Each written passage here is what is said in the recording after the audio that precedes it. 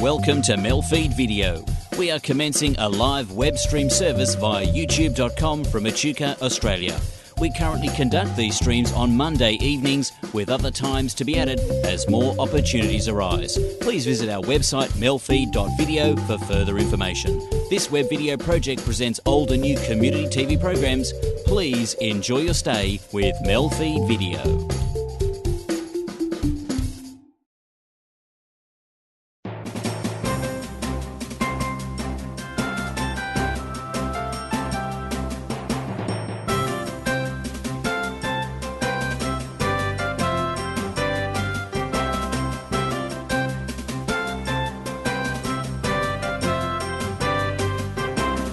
Hello and welcome to NAT Chat. I'm Mirella Rich. Today our guest is Michael Turulli, who was working as a police officer and had a car accident while on duty.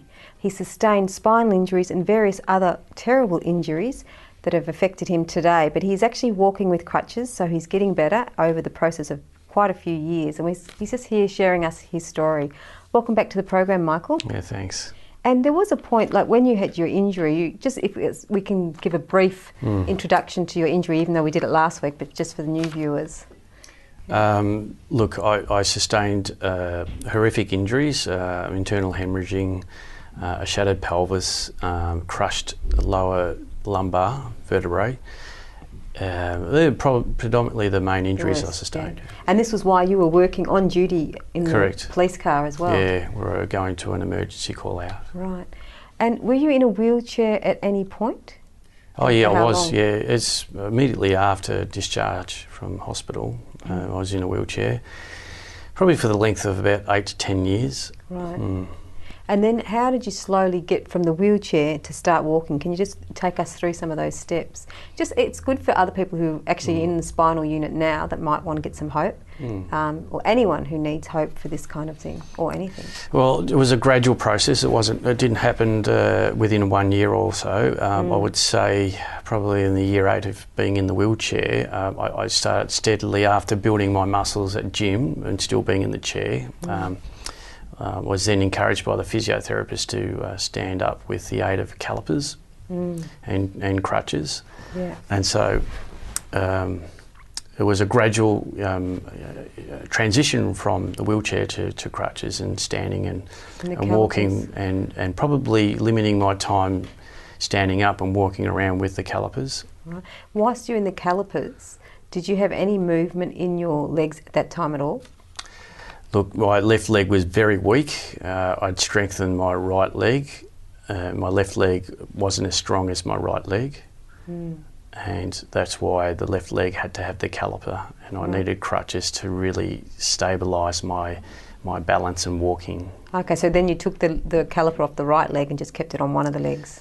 Leg. Predominantly, but I can only recall the right leg having the caliper or a splint for very limited time. It wasn't that. Oh, okay. Yeah, because the right leg did gain a lot of strength quicker. It came on quicker than it did the left. So once you progressed to the stage where you were wearing the caliper on the left leg and the splint on the right leg, did you get rid of the wheelchairs and just walk with them from that time on? No, I still relied on the wheelchair.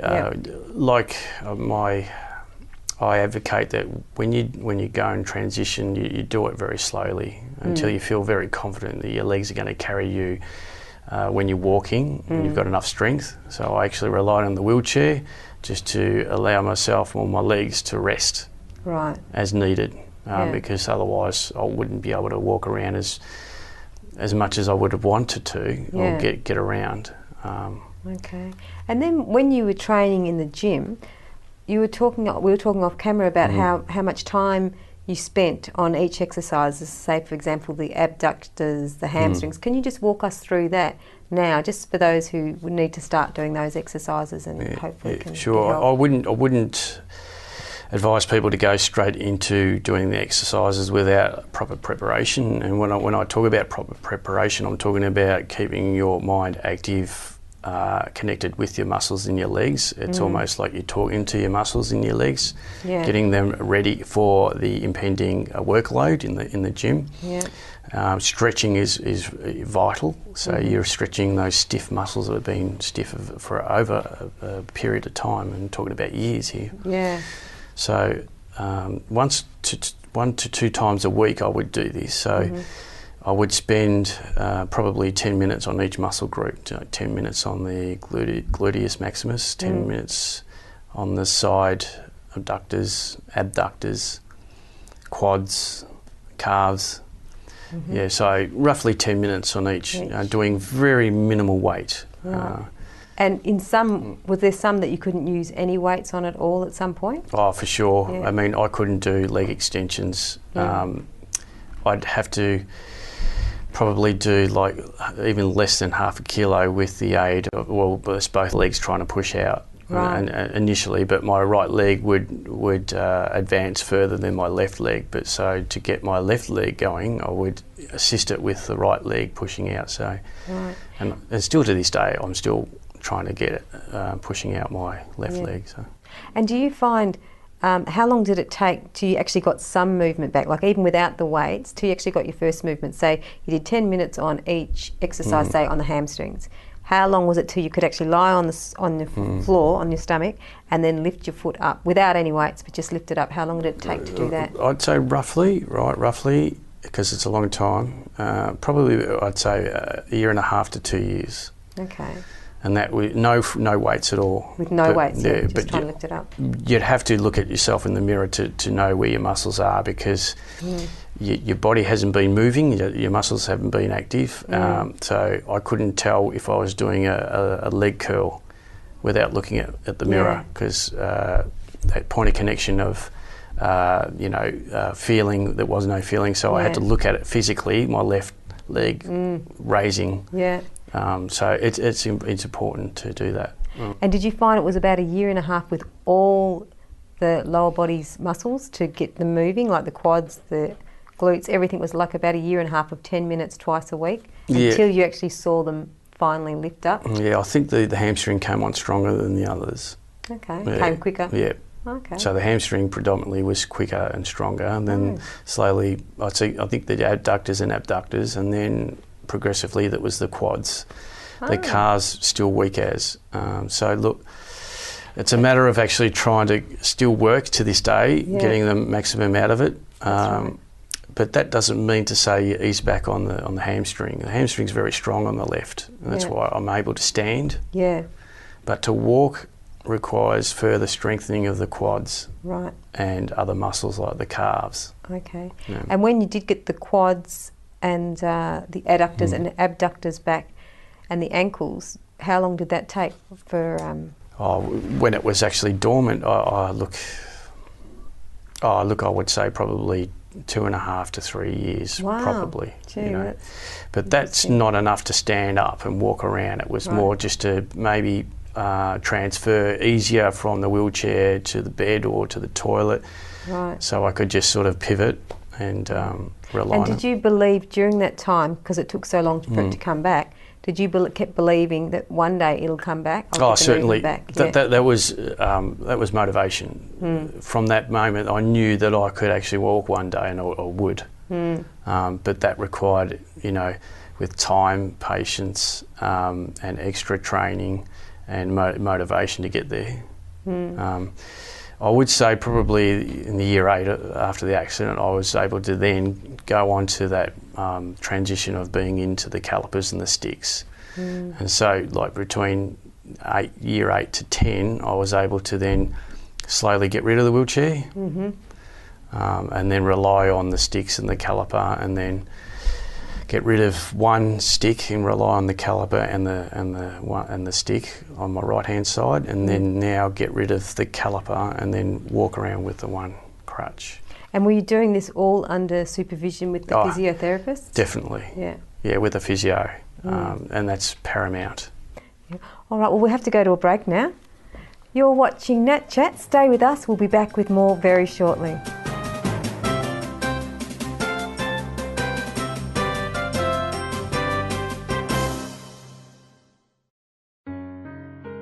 You're there when they can't sleep. You're there when they forget. But who's there when they're at school? Asthma can be serious. It affects 1 in 10 Australians and claims 400 lives each year. Does anyone at your school know what to do in an asthma emergency? Log on to asthmafriendlyschools.org.au and find out if your school is asthma friendly. Shouldn't every school be asthma friendly?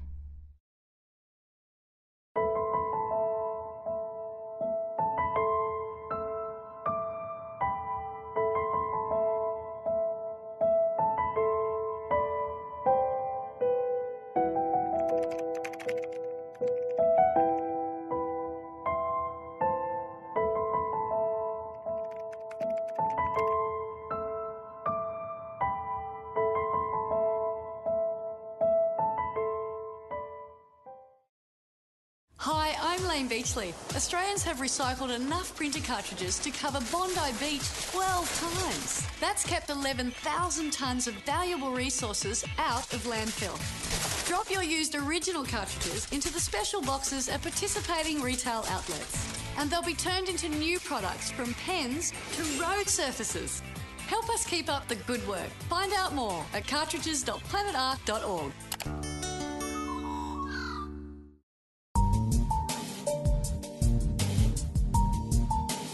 Do you currently have a community service announcement on free-to-air television? If you do, you can now submit it to us as well via our website at MELfeed.video. We have lots of time to fill on these broadcasts, and we are sure to give your announcement a great run on MELfeed.video.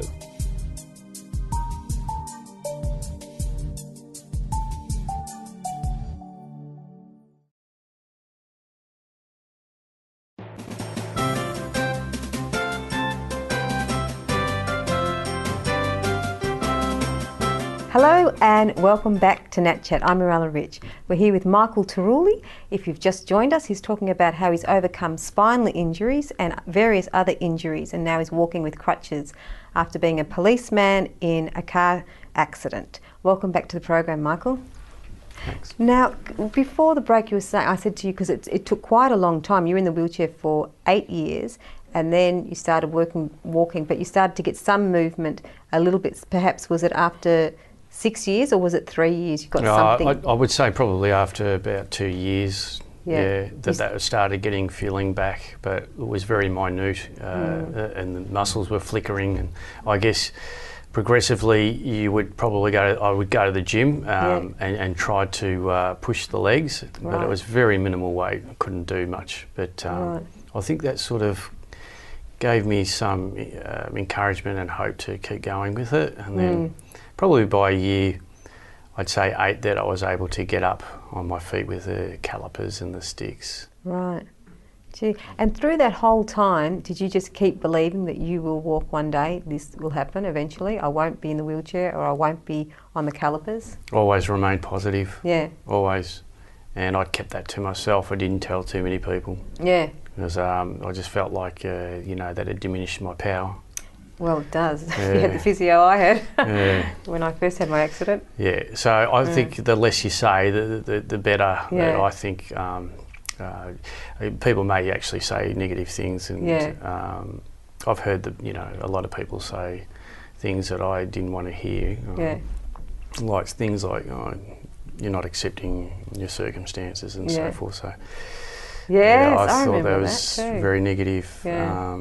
But look, the way I look at it now, it's just if you've got it, make the most of it, maximise it. Yeah, exactly. And you have to remain positive in your heart. Like, I guess it's like they say, a silent confidence, isn't it? There's an expression, something like confidence in silence. I've never heard of it, but I like it. Silent confidence, and it's just like you don't have to broadcast it, but you know inside you're going to get there. Absolutely. Yeah. And that's the way I am. Yeah.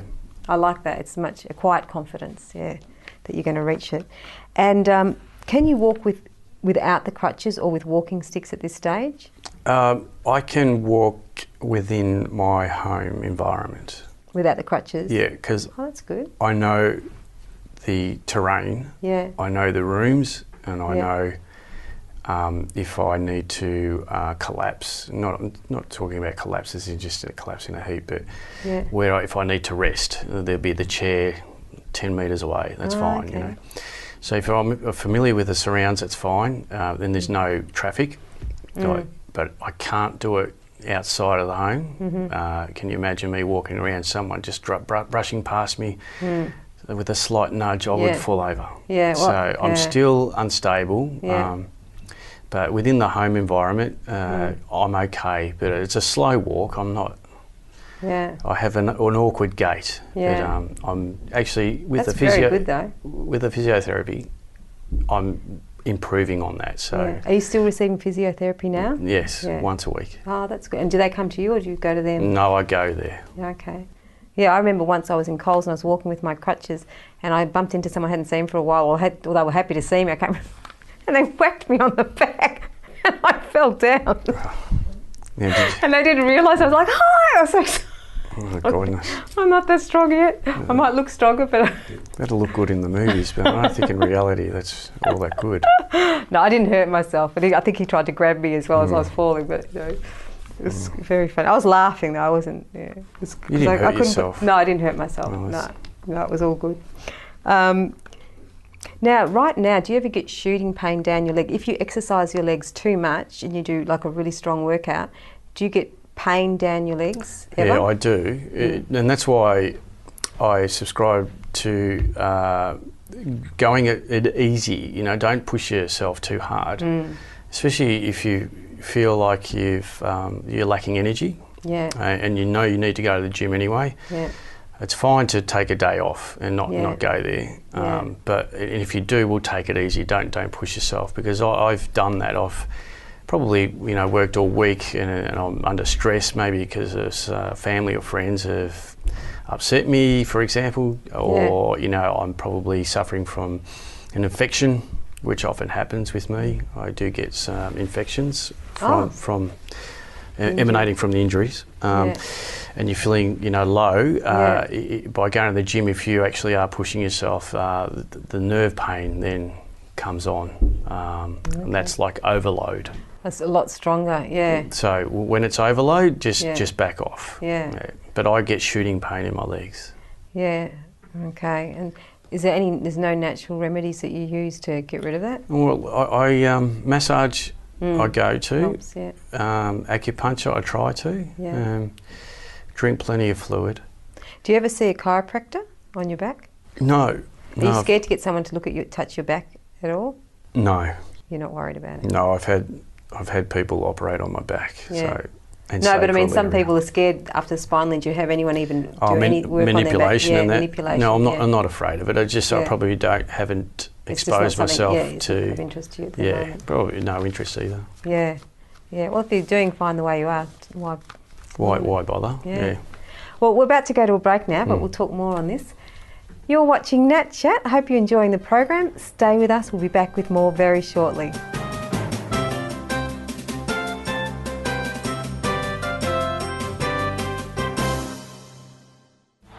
Behind your favourite team, there's another team.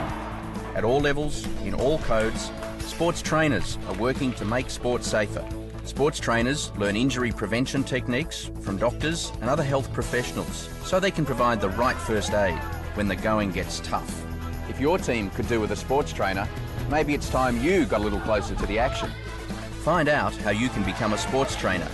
Sports Medicine Australia, providing the team behind the team. Every day, in many ways, the Royal Flying Doctor Service takes the finest care to Australia's furthest corners so that all Australians can enjoy the best of health. The Royal Flying Doctor Service has been taking care of Australians for over 80 years. But we still need your help to continue providing emergency rescue and essential health care to remote and rural communities. Make a donation or become a supporter and help keep the Flying Doctor flying. Here is some brilliant news for adults who have difficulties with spelling, reading a newspaper or phone bill, or writing letters and emails. It can be easier to improve your reading and writing skills than to keep putting it off. Take the plunge. Call the Reading Writing Hotline 1300 655506. 1300 655506. It could change your life. Most of us experience life's ups and downs, but we can always appreciate the finer details that make life worth living. But for 1 in 5 of us, mental illness can make us lose sight of the big picture. That's when Paran Mission can lend a helping hand. We've been caring for the community for over 60 years, finding a place for people with no place. Show your support and stand up for mental illness. Visit our website and make a donation today.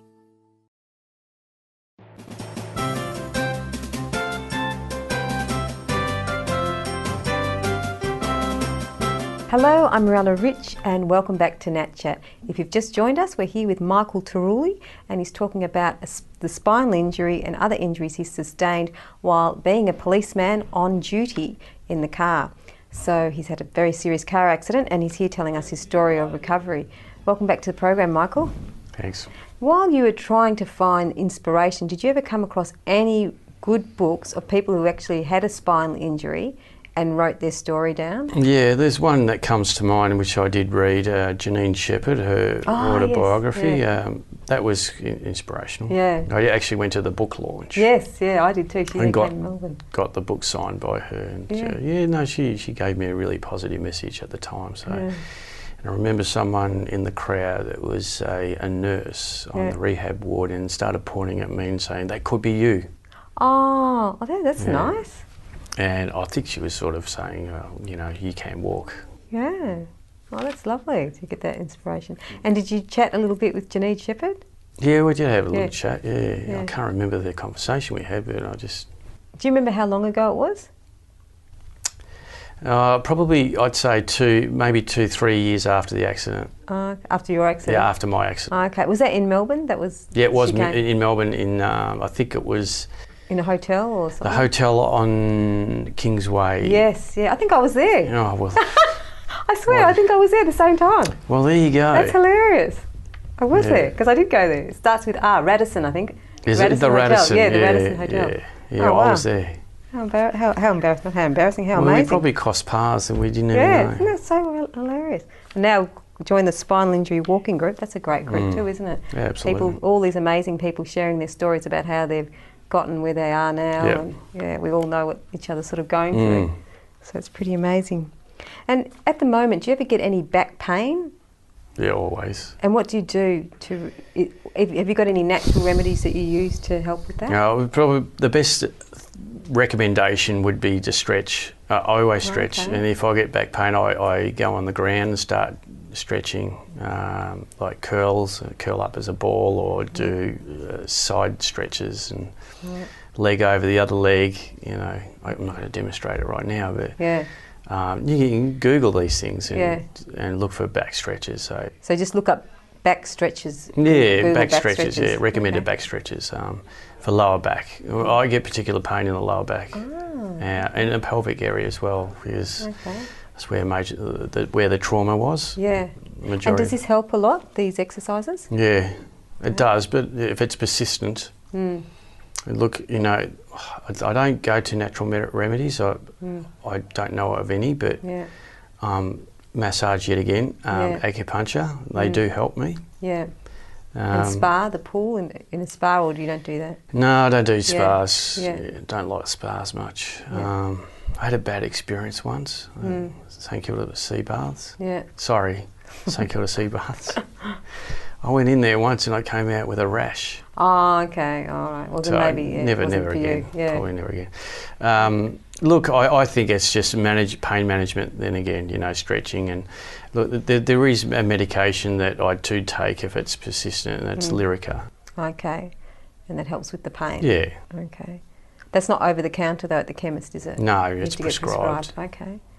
All right. And so now, what is your hope for the future? Like, what sort of plans? Are you still exercising? You do physio once a week still? Still physio, still going to the gym. I try to make it to the gym twice a week. I swim, so I do swimming because that's good for the body because you're stretching all the muscles and you're actually you know, kicking your legs. So yeah. and also do sort of kind of power walking, I like to call it, in the water, like yes. waist deep. In the hydro pool or just a no, normal no, pool? just a normal pool. Okay, at MSAC, Melbourne Sports and I Aquatic used to do the Centre. water aerobics there. So 25 metre pool, I would walk along there, just doing a power walk, even though you know, I'm going slow at it, moving each leg.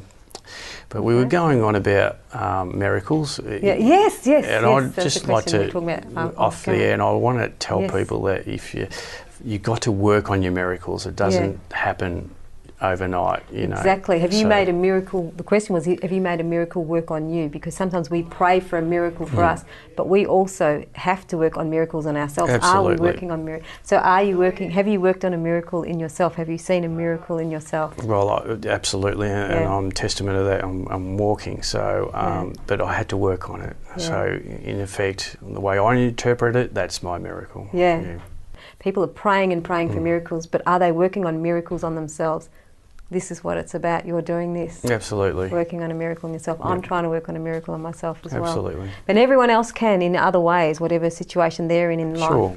And it's about, like, you've got to ask your questions, you've got to talk to yourself, and in whatever way you can do it possibly, you know, meditate, pray, it all happens. You've got to do it yourself. It starts within. And so how would you say you've done it? How would you say you actually achieved that in yourself? Oh, look, I think going through the difficult passage of acceptance of my injuries and changed body image, it was about going back to basics yet again, like I said, and finding out what my true worth is in life, and that's to say, well, it's Michael Tarulli here, and let's get the most out of Michael Tarulli, and going back to the basics. What can I provide for not only myself but the people that I love around me, and that's to get back to my physical best that I was renowned for when I was before the accident. I did a lot of sports, so and eating healthy and having a fresh outlook in life. Absolutely, that's beautiful. It's so wonderful, and it's inspirational for other people as well, especially people who are told they're not going to walk. You were told you're not going to walk. I was told I wasn't going to walk, and I'm walking and you're walking. You're doing a lot better than me, though. You're further ahead. Well, everyone's different, so at their own pace. But it's a wonderful story, and I suppose everyone has different injuries as well. So we're not all. We weren't all in the same accident. Correct. In the same injury. Yeah. But it depends on the person's injury or disability. I mean, they can see like a small improvement as a major gain, you know, in whatever field. So you don't have to be an Olympic athlete to prove yourself. Yeah. You have to be the best you can be. Exactly right. Get the best out of yourself. Yeah, get the best out of life and make life joyful. True, absolutely. True joy. Thank you so much for coming on the program. Thank you for inviting me. It's been lovely having you on the program. It's been a pleasure actually talking about it. Thank you. You've been watching Nat Chat. I'm Mirella Rich, and our guest was Michael Tarulli. I hope you enjoyed the program, and we'll see you again soon.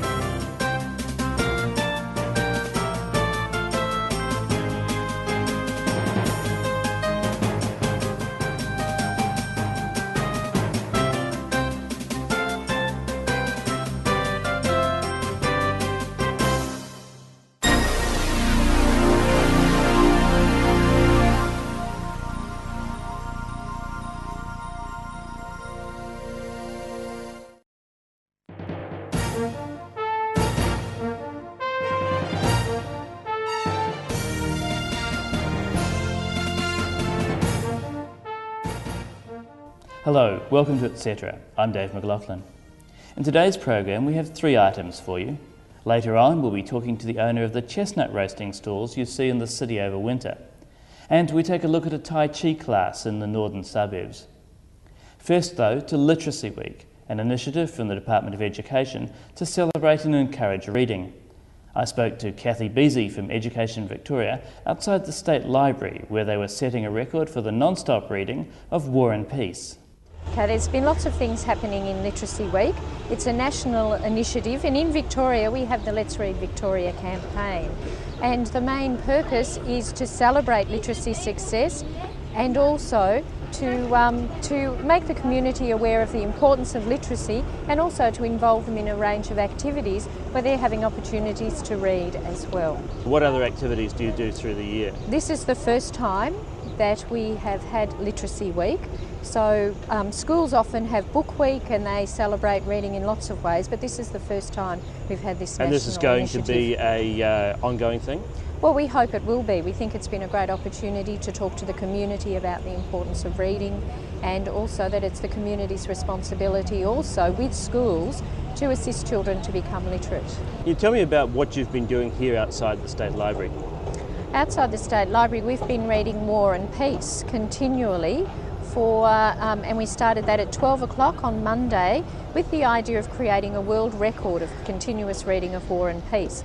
So all night people have been reading, people off the street come up and maybe they read a paragraph, maybe they read 3 pages, maybe they read for 10 minutes, with the idea being of creating a world record of reading War and Peace, and an opportunity for people to have a chance to read out loud and for others to listen to people reading. What sort of response have you had from members of the public coming by here? I think we've had an amazing response in terms of people who have been happy to stand at the microphone and read a small section of War and Peace. A lot of the words are quite tricky to pronunciate, but people seem to have a bit of a laugh about that. But we've had a very positive response in terms of people wanting to read. So far we've had over 400 people who have stopped and actually been involved in reading War and Peace with us here. Why did you choose War and Peace? Is it simply because it's such a long book? Yeah, because it's such a long book, and also it's a classic, and it's been translated into lots of different languages, and I guess the size of it made it quite a challenge for us to think about how long that would actually take to read, because we've been reading for 44 hours so far, and we think we might finish in about another 3 or 4 hours today. Together with pity for the enemy and the sense of the justice of their cause, expressed too with... Whose idea was it to do this reading and to have Literacy Week? The idea to have Literacy Week, it's a national initiative through the Education Department. And this was one of the many ideas that we've decided to do to celebrate Literacy Week here in Victoria. So this is just one of the things that we've done. What are some of the positive things you see coming out of Literacy Week? I think an awareness of the importance of reading, also to celebrate successes that are happening. Yesterday we had National Literacy Awards that were presented here in Victoria, and schools are doing wonderful things in terms of literacy, here in Victoria in particular, we believe, and it was an opportunity to celebrate those successes. So the National Literacy Awards have been very significant.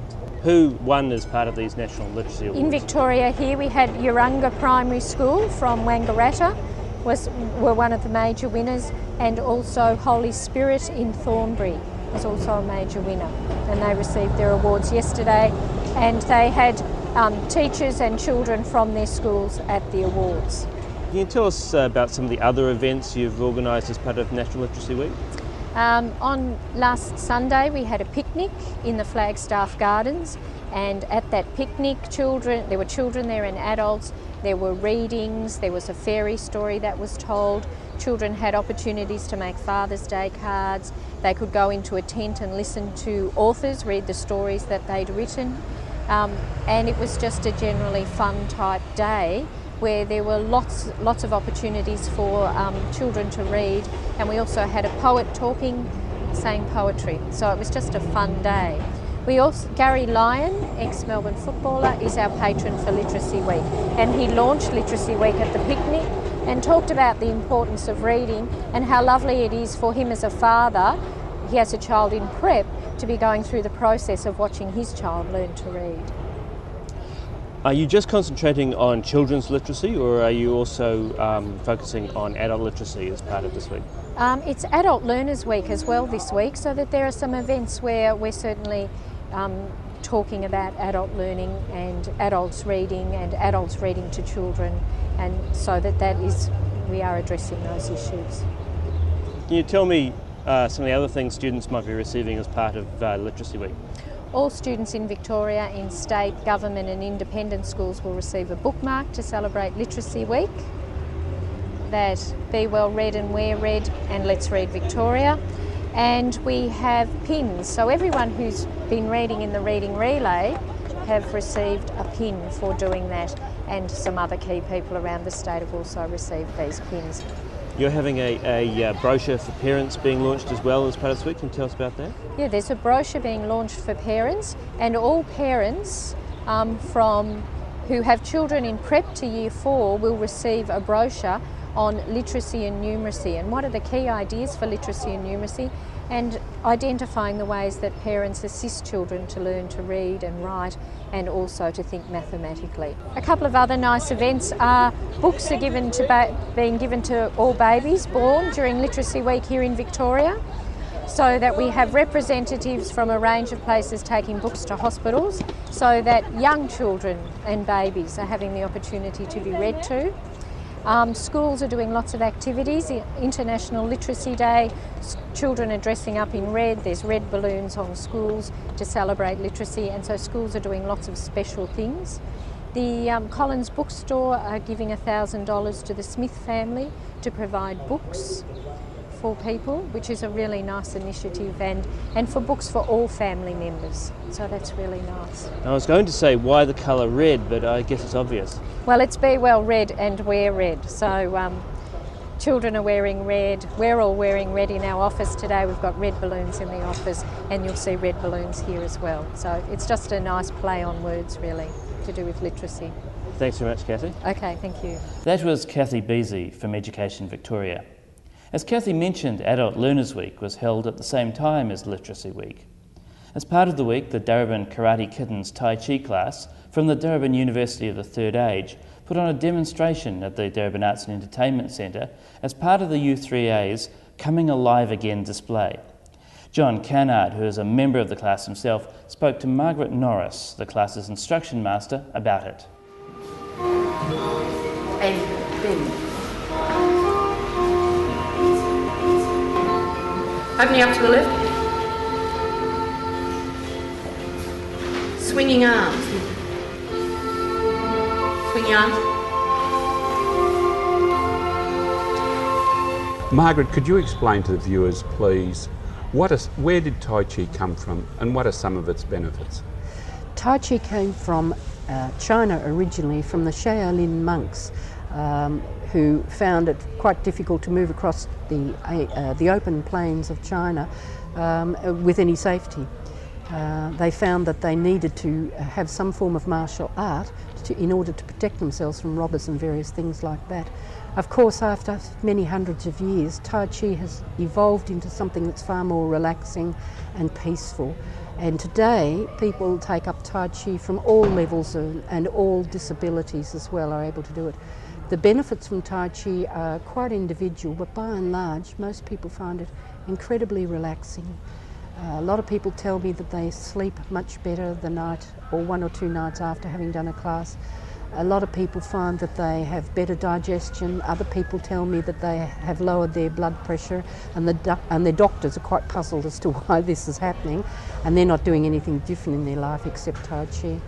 The benefits can be just amazing, from quite extreme to quite just gentle things. Yes. I'm one of your students, as you know, you've seen me there. Yes. But to me, it's amazing. It is so gentle, so calm, and so easy. Yes. But yet, at the end of the day, why is it so tiring? Well, obviously, from that point of view, it's having an effect on your chemistry and body functions, which obviously your body needs to adjust accordingly, and this is the way it's helping you. Perhaps slowing down your blood pressure or your metabolism or something like that. Yeah. But I have noticed one of the great improvements with me is my fine motor coordination. Oh, good. It's really great. It's helping me there. I'm typing faster and enjoying it now. Now, could that be a benefit for you? Because if you don't mind me saying, I know that you've had a stroke, John, and so this would be an added benefit for you from that point of view. Would that be Yes, right? this is why I took it up, because I was advised because Tai Chi would help with fine motor coordination and large motor coordination. Yes. So it really is. It's helping me now with the typing. I'm feeling more confident even Yes. doing that. Yes. And it is helping me. I just enjoy it. not only that, the benefits of it, it's a great social thing. Yes, you it is. really enjoy it, you get there, you laugh and joke. Yes. And the wonderful thing is it can be graded to age. And Yes. today you've seen our demonstration, and it was fun, it was great, and yet if you could put the ones of ours that know it, you could put them in with the really great ones that are doing it, and they wouldn't be out of place. Exactly. That is, it's a great leveler, Yes, but it yes. is fun and it is helpful, it's great. Yes, it's absolutely wonderful. As you say, we don't take ourselves too seriously, but in one way we don't take ourselves too seriously. In another way we do, because we're all very keen to learn it, relax, enjoy it and get the benefits from it. But you're right, at our level I think it's wonderful because we do have a great social. We're not out to win Olympic gold medals or anything else, and quite often we will adjust certain steps so that people who find it difficult, especially the people who are a little bit older, might find certain steps a little bit difficult. So we just make a little adjustments accordingly, and they are still getting the absolute ultimate benefits of Tai Chi as well. Yes, and I've noticed too, with younger children, the respect towards the master or the respect towards the parents. It is great. Yes, it is lovely. I've worked with all sorts of people, from people in wheelchairs and, as you say, children as well, to people who some of us, one of our ladies I think is about to become 80, and she does it every day, and she thinks it's just absolutely wonderful. And she's a friend of mine actually, a lovely lady, and she's actually getting wonderful benefits out of it. So from what age level, what disability level, it doesn't matter. Yes, even artistically, the words, the white crane flies, the snow rabbit scratches the dirt, and all this seems to add another dimension to it, that you're not just doing an exercise. No.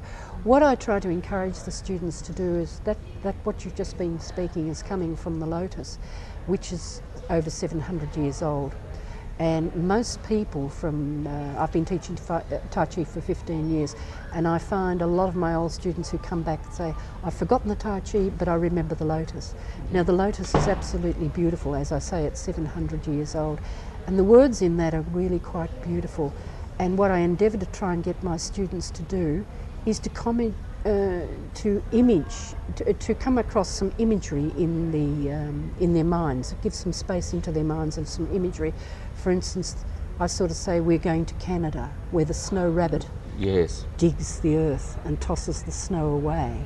And if they can sort of transport their minds there, they take on another dimension, and eventually allowing them to recognise the Qi, which in the Chinese form of Tai Chi is the healing force. It's based on the meridians in the body and the various blockages. We use our mind, whereas an acupuncture person will use a needle.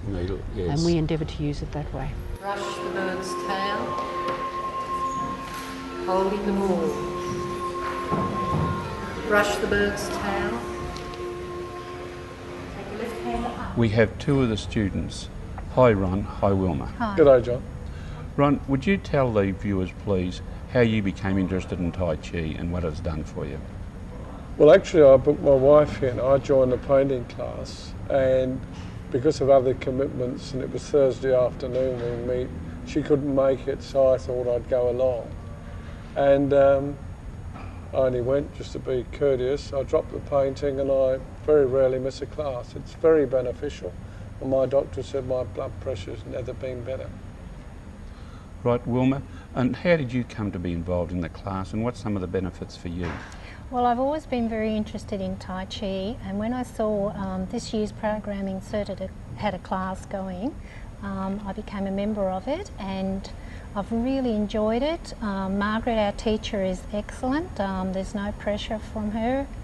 She's very patient with us, and I've found a lot of benefits from relaxation, how I help posture, breathing, and the class, everyone in the class has a good time, and I really enjoy it, both from beneficial for health and social. Yes, that's one of the keynotes of the class, isn't it? The class is fun, but underlying everything is the thing. It is for health and it is for social things, and mainly health, if you both can attest to how good it has been for you. Feel better for it. Yes, I definitely do. Thank you. Sprinkles the water on young lotus buds. lotus buds. Blue. Closing off. Standing still for a moment or two. And now the salutation again. And now the last row, move on. Second row.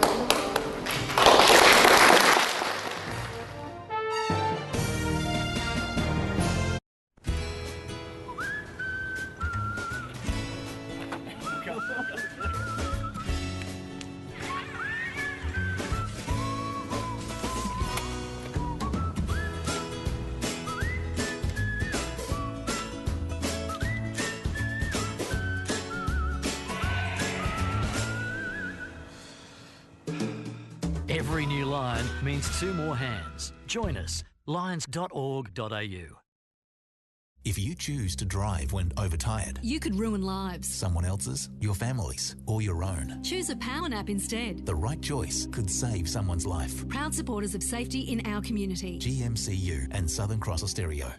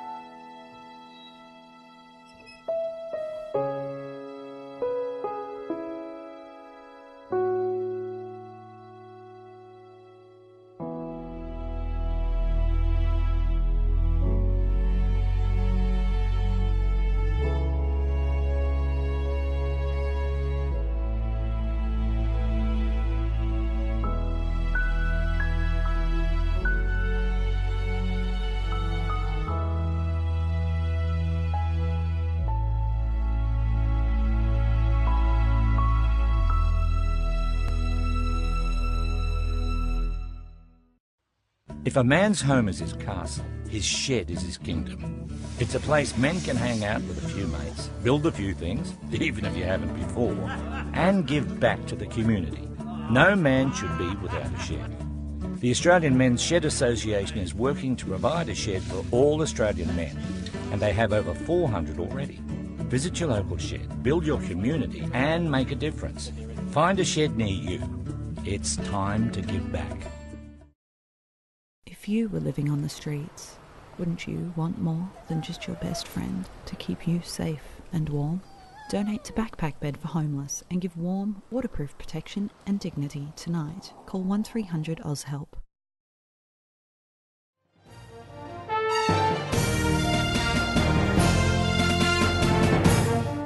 Welcome back to Etc.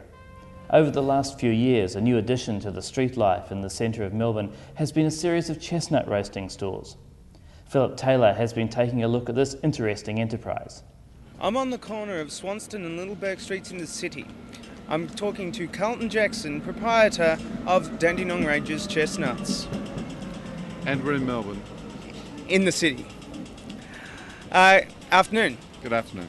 How did you actually get the idea of roasting chestnuts in the city? I started with a chestnut farm in the Dandenong Ranges in 1980. I have since sold that farm and bought another more established farm. And when 8 years ago I gave up my job as a designer, we had twin children. I've looked after them, so we purchased a larger chestnut farm, and a neighbour on a farm next door to us suggested one day that we could try value adding by roasting our chestnuts in the city. He approached the Lord Mayor on the radio one day. We followed that up with fairly extensive follow-ups, and we did 3 years ago a trial in the city, and the trial showed that it was a viable business. And this is we've just concluding today the second winter full-time in the city. And why only winter? Why not extending into summer? Certainly people are not interested in buying chestnuts as much on very hot days. It's a seasonal thing. A bit much like ice cream in winter. Chestnuts are perishable. I mean, they we keep them under very strict conditions in a cool room, but they can't keep forever. They can't effectively keep for a whole 12 months unless we freeze them, and that's just uneconomical to freeze them. Did you have much problems with the red tape trying to get started?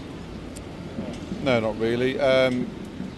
It's complex in some ways, in as much as particularly the gas units for the chestnut roasting have to meet very strict guidelines for safety. Something like $23,000 was spent on designing and building and prototyping these units. Once the health department and the other committee involved were convinced that we had good equipment and that we were professional chestnut farmers, if you like, that we had a good product, it didn't take an awful lot of red tape after that for us to make the initial steps into the city. What we had to do then was try and find the most viable sites for our business throughout the city. So last year, after the previous year where we tested the viability of it in the first place, last year we moved around the city to some extent to try and find good sites.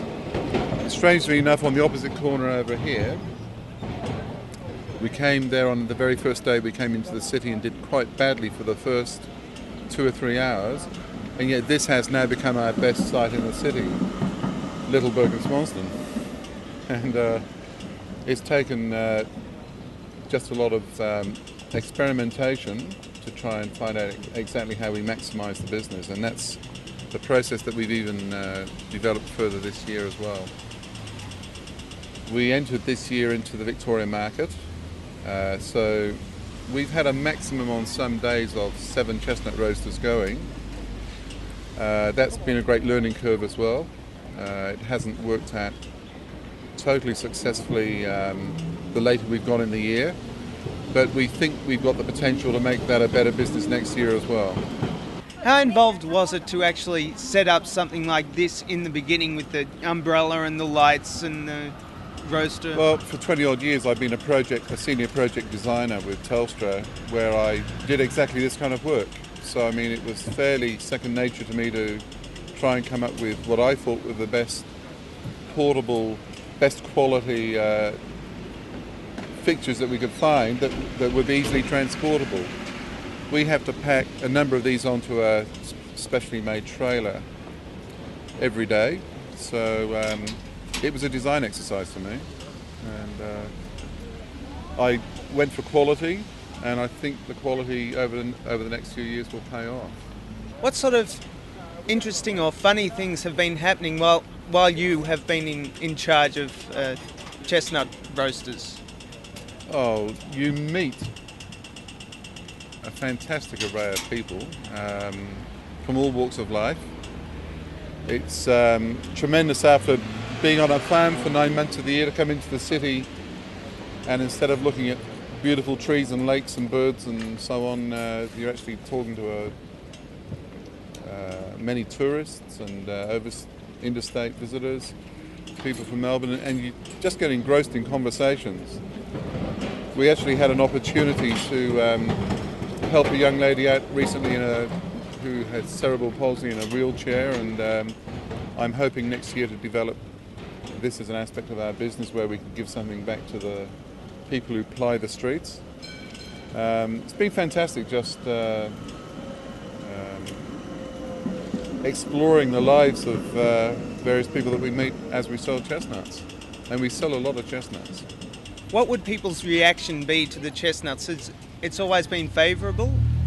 Yes, I can't think of many unfavourable moments. This is a very familiar scene throughout Southeast Asia, in many, many countries, from Korea through to Malaysia, Taiwan, Japan. It's common through Europe, in both East and West. It's common in England. So it's very familiar with a lot of people's cultures, that those people that we see in the city that come from these various other countries or have travelled through them. So they've been absolutely amazed to see that a chestnut farmer or two chestnut farmers in Melbourne have actually decided to value add to their crop and set this business up in the city, and it's a very good way of value adding, and I'm a great believer in value adding in Australia. I think we should try and value add to a lot more of our primary produce.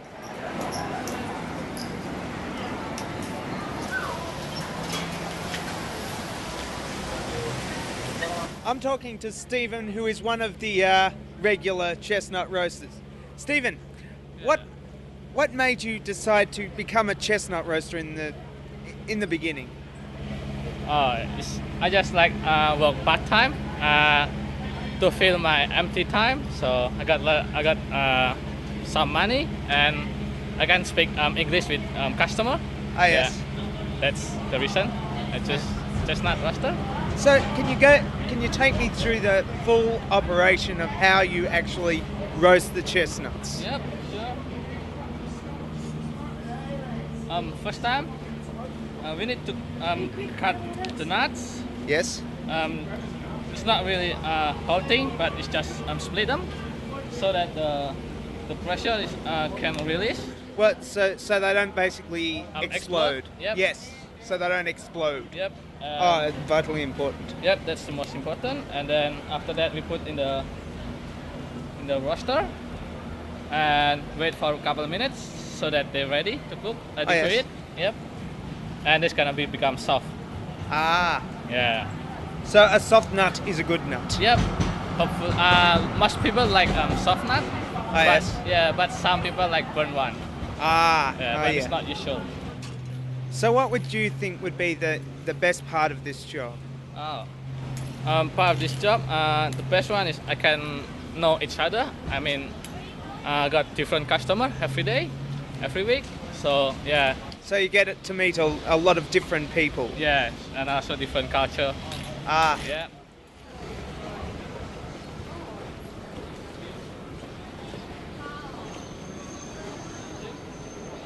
That was Philip Taylor exploring the interesting world of chestnut roasters. And that's all for our program today. Goodbye.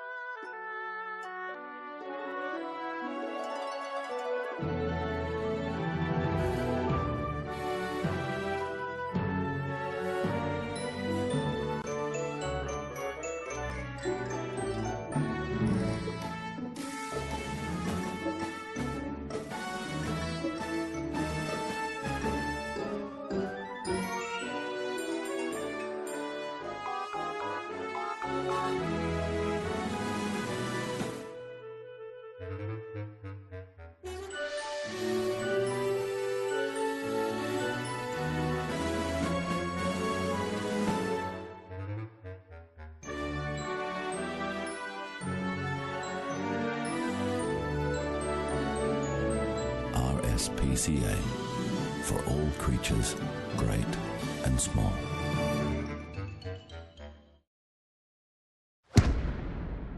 Man to man, it's time to stop. Stop the tragic waste of life and the destruction of families, including your own. Stop blaming drugs and alcohol and believing that walking away makes you weak. Stop thinking you're a hero and wasting your life behind bars, wishing you could take that one moment back. Stop the coward's punch.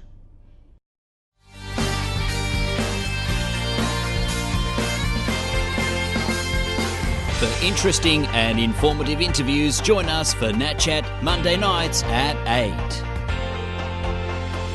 Live streamed from Echuca each week, this is MELfeed.video, a different sort of TV.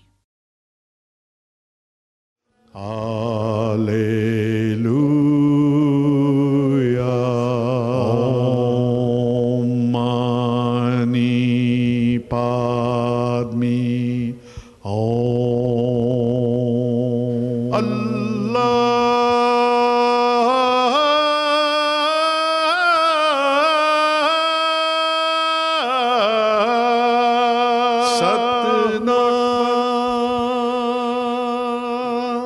Welcome.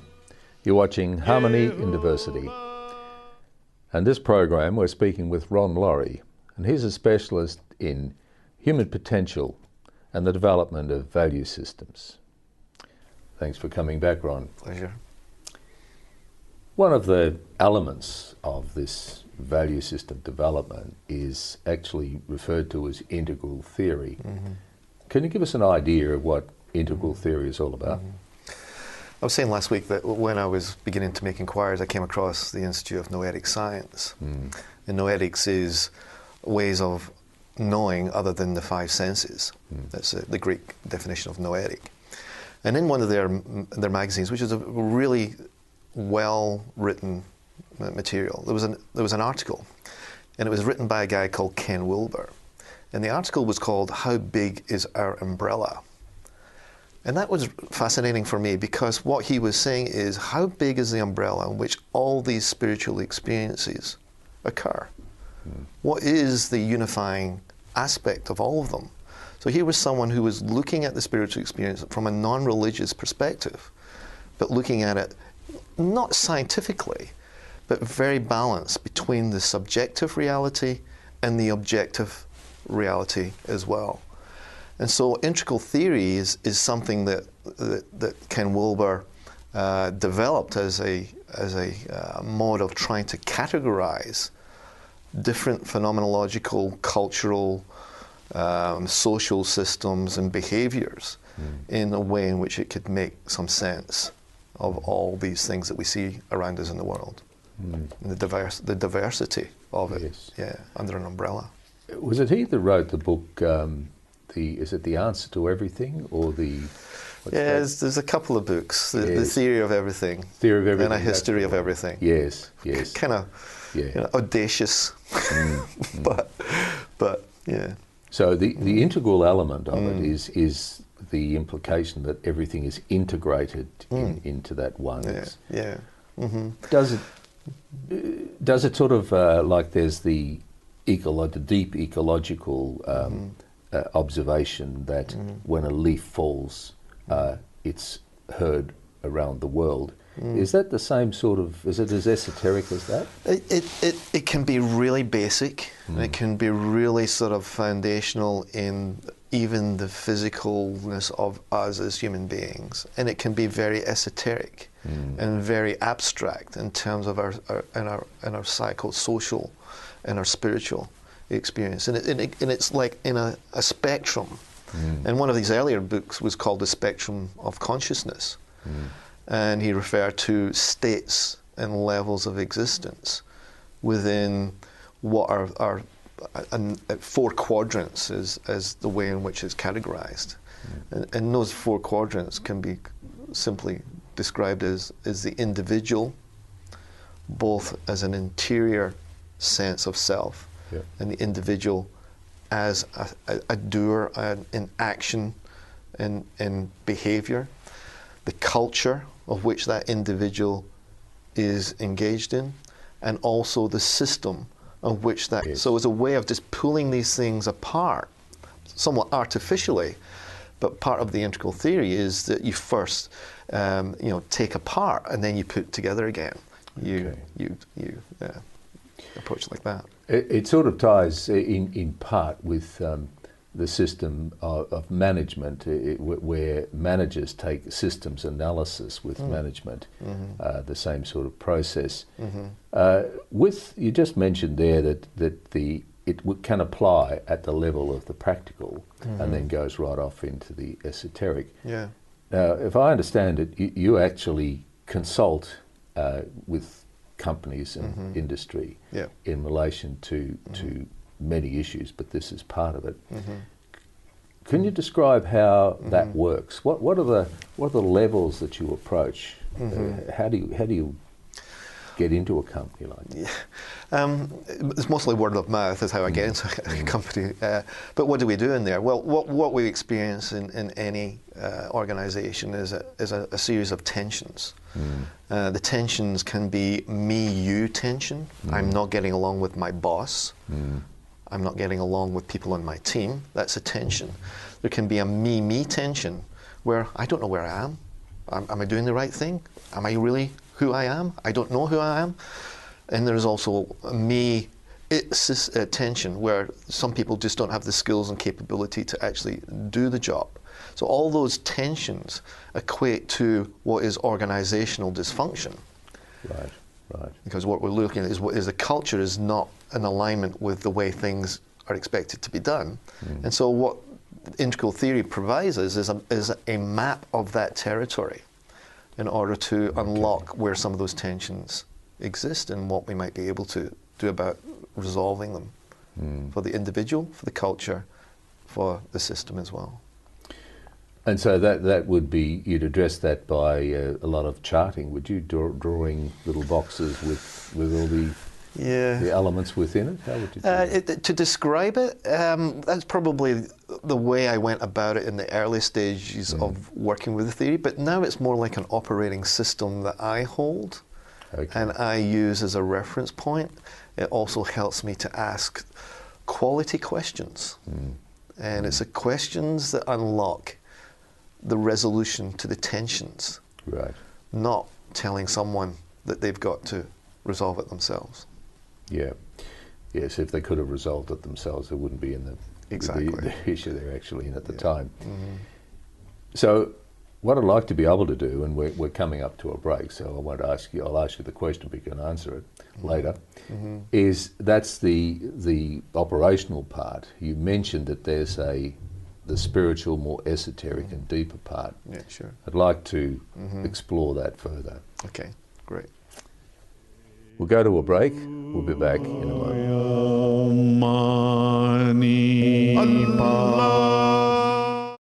Every time you shop, the choices you make affect our community. It is important to select Australian products made by Aussie-owned companies. Our food security means quality and peace of mind. Your purchasing power keeps your dollars multiplying in our economy, keeping jobs, profits and decisions being made right here, which is better for your children. So the next time you buy, look for the AusBuy logo. It makes all the difference. We've all seen this one time or another. We may even have done it ourselves. But inhaling balloon gas is very dangerous and can be fatal. The helium in balloon gas acts as an asphyxiant, and when you inhale, it displaces the oxygen in your lungs. Balloon gas is safe in balloons and when you release it in a well-ventilated area and in a safe manner. So the next time you see some sucker about to inhale balloon gas, or you think it's going to be a laugh, stop and be gas-wise.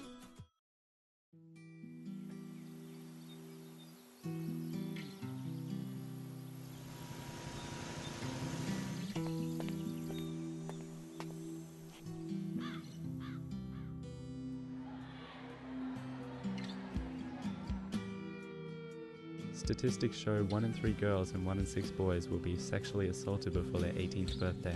Help break the silence on child sexual assault. Go to bravehearts.org.au. Locals here made the shocking discovery this morning. Police have sealed off the entire beach. There is a killer. One of the worst killers in Australia. Skin cancer. Every year, skin cancer kills over 1,700 Australians. Don't be a victim. This summer, protect yourself against skin cancer.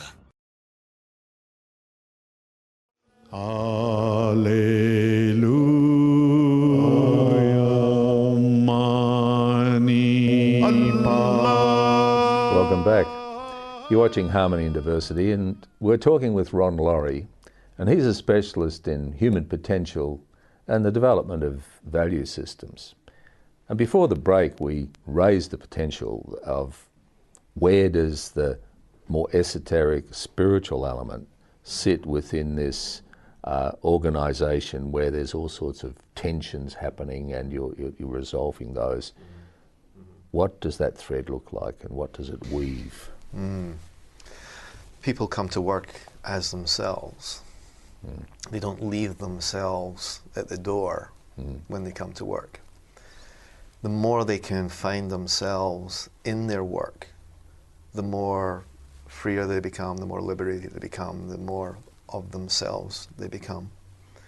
And so if an individual has a spiritual experience outside of work, what does one do when one comes to work with that spiritual? You cannot leave that behind. And so in a sense, integral theory seeks to understand that in the work context. How can that individual feel fulfilled in what they do in a work environment? Is that being paid attention to? Is that being not necessarily harnessed, but is the individual allowed to be who they are within that working environment? And that's really important, because what that individual comes with is life force, is life energy. And they come with that, and that can be very productive for them, and it can be very productive for the organization as well, if the organization understands it and works with it. So in the context of spirituality from outside coming into an organization, it's there. Spirituality is there in the workplace, even although we don't often see it.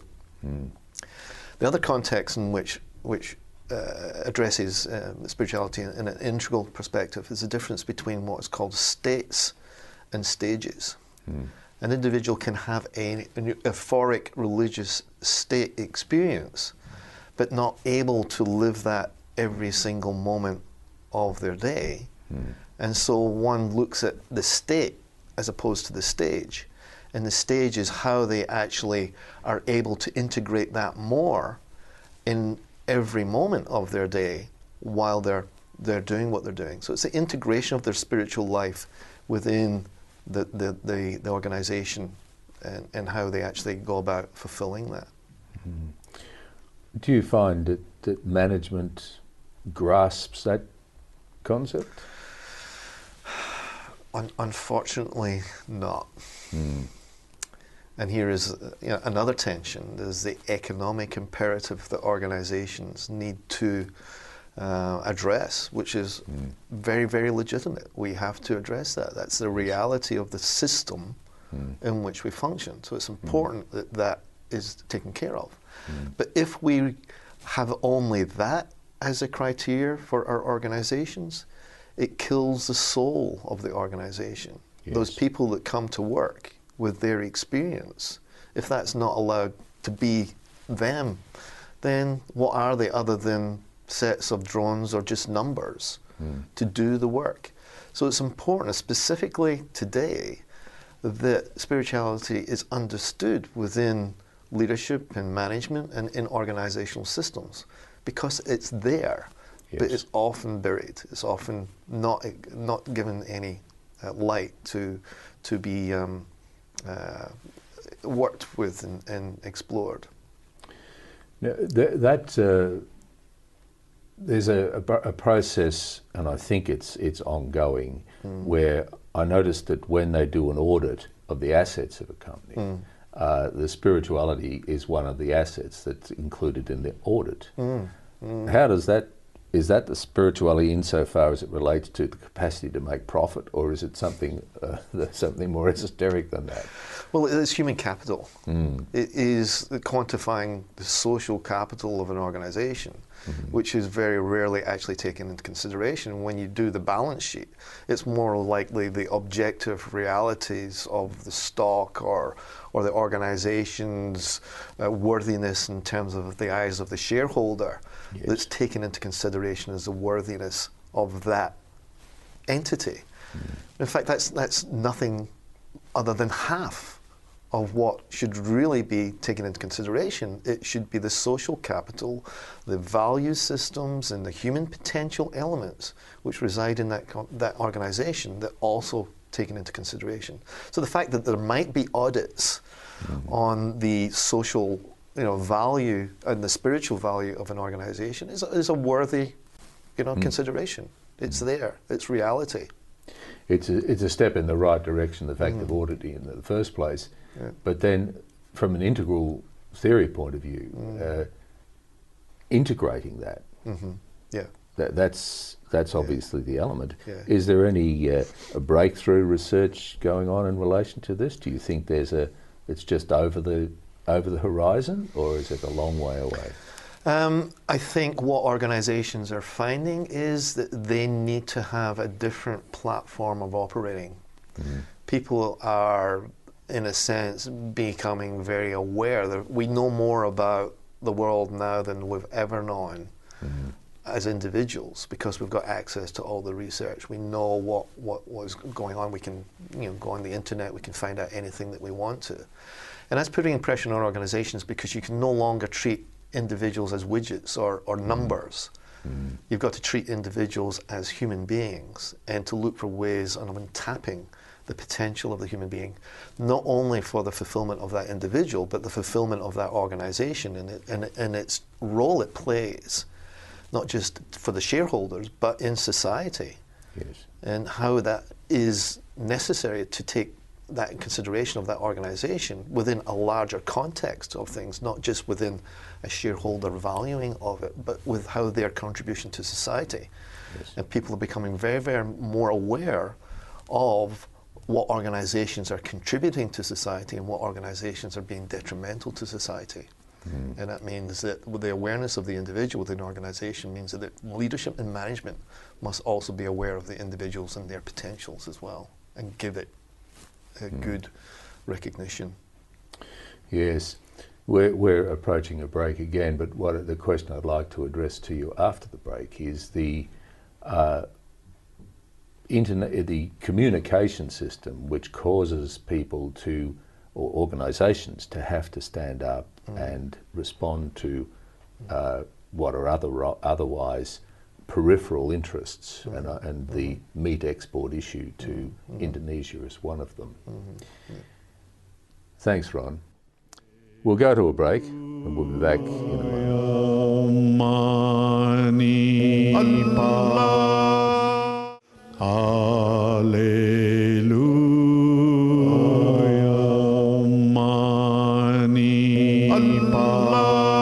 Welcome back. Watching Harmony and Diversity.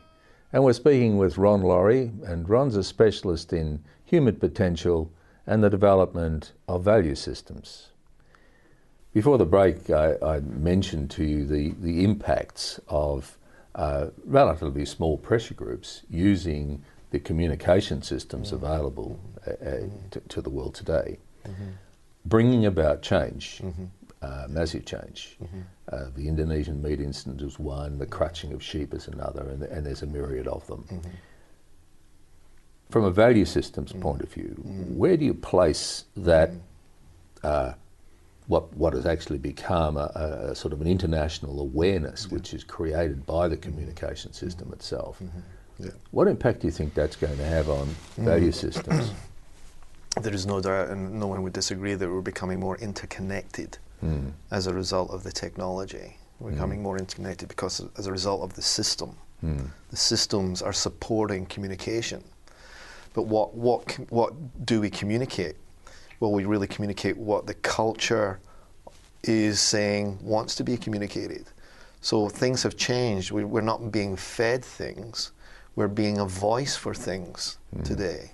And people's consciousness is increasing. Their awareness is increasing. Their sense of justness is being heard. And so the whole values system, where it never used to be known or heard, is being heard. And the more that people talk and realize amongst themselves that they are no different from anyone else and they've got the same concerns, then they're beginning to be this body of aggregated people who can make comment, which is then putting pressure on organizations to do something about it. So to some extent, there's been a shift in the power. It's no longer do you have organizations telling people what to do. It's the people who are dictating what the organizations do. To the extent where organizations are beginning to find that if they make a wrong turn or make a wrong comment or make a wrong decision which impacts others, then they know very well that that's going to impact them financially, it's going to impact their stakeholding, their shareholding, what have you. So what we're beginning to see is that because of the systems enabling people to have voice, people are speaking up more and people are saying more. And I believe that we're actually, in a cultural sense, beginning to say more what is in our hearts, what is more what we feel. We're having the courage and we have the vehicles to do that. Yes. Is giving people voice. And I think that's an excellent sort of development in terms of what might be possible to shape the way that we do things. And I think we're beginning to see that now. That the voice of people, the voice of people's spiritual conscience is beginning to be heard, whereas before it may not have. Yes, I'm minded of your early childhood experiences. If you were able to get on the internet and email people and tweet people around the world, that perhaps wouldn't have been such an isolating experience. Absolutely not. And I found camaraderie, and I found that the conversations that I would have with other people who had the same spiritual experiences as myself was a reinforcer for me. I never felt alienated after that. I felt emboldened to speak and ask questions and to explore where other people have explored as well. And that gave me the opportunity to fulfill who I was in my spiritual experience, and to not shy away from it, but to say, this is potential. Yes. This was potential in me, which I witnessed within me as I was growing up through my life. It was kind of like a life force that wanted a voice, that wanted to be heard. And I think that's what we're hearing now. Yes, yes. So you mentioned the word potential. What do you think the impact on the development of human potential? What is the potential we're talking about which could grow out of this greater communication and awareness? Ralph Metzer, who is one of the people in the transpersonal area, says that what we look at out there and call normality may actually be a form of arrested development. What we benchmark ourselves to might actually be way below what our potential is. And rightly or wrongly, I mean, I give a lot of, it's important that I went through my religious experience. It was important for me. It was a formidable experience, as well as a forming of my own perspective of who I am. And for me to be able to recognize that in other people, the diversity of the spiritual experiences. We're all human beings. We're just expressing it in different ways. And it's that diversity which is fascinating, and the different values in which people express themselves and how they express themselves through, which is their spiritualness, is fascinating. Yes. Do you think that there may be a downside in part to this, in the sense that had you been able to broaden that experience of yours, you may not have given it as intense an internal processing to come to that devolved point or evolved point? I think it's a two-way. It's a both internal journey and the external journey.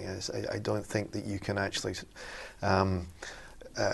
get a stable spiritual stage without doing some state intervention experience in order to sensitize oneself to life and to what would be an expression of their spirit, to sensitize themselves to that sort of spiritualness, that spirit within them.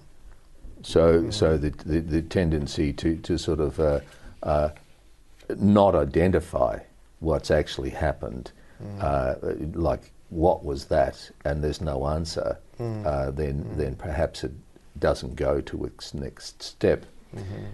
Talking about next steps, we have run out of time, and you had suggested that you'd be willing to come back for another interview. That would be wonderful, Ron. And so what we'd like to try and do is have a look at the theory of everything, if you like, to have a look at the variations on spiritual theory. All right? Okay, great. Thank you. Thank you. Thanks for watching, and we'll be back next week with Ron to discuss further this very fascinating subject. Baha'u'llah.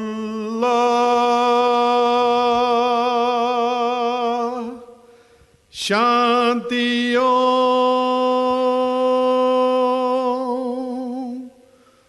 Allahu.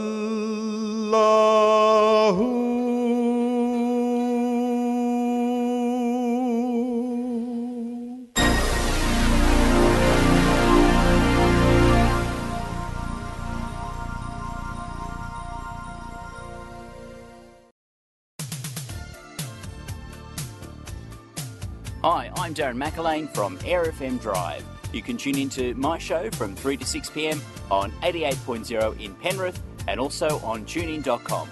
And apparently, we don't throw rocks. AirFM Drive.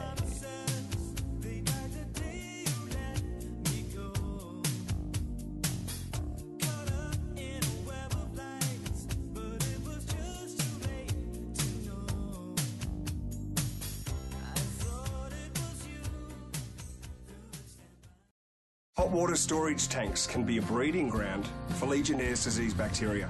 You can catch Legionnaire's disease by inhaling small droplets of infected water during showers or other activities. To prevent this from happening, you should never reduce the temperature setting. Tank temperature should be left as set by your plumber. Or eliminate the problem completely with a tankless gas hot water system. For more information, visit healthyhotwater.com.au. 1 in 5 of us are affected. 10% of us will have at least one. And the numbers double for Indigenous Australians. Just as quick as a click of your fingers, it can happen to anyone at any time. What would you do if someone close to you was having a seizure? Imagine if it was your child. My brother has it. My sister has it. I have it. I have it too. You're not alone. You're not different. And you have a bright future ahead of you. So click for kids. I'm Amy Lee, and I'm part of it. My name is Logan. I'm 12 years old and I have Duchenne muscular dystrophy. My muscles are degenerating and I was put into a wheelchair 2 years ago. Soon I won't be able to move at all. The majority of people affected will not live past their 20s, including me. So we need your support to improve our quality of life until a cure is found. It's always been my dream to represent Australia in the Olympics. Epilepsy affects nearly 250,000 Australians.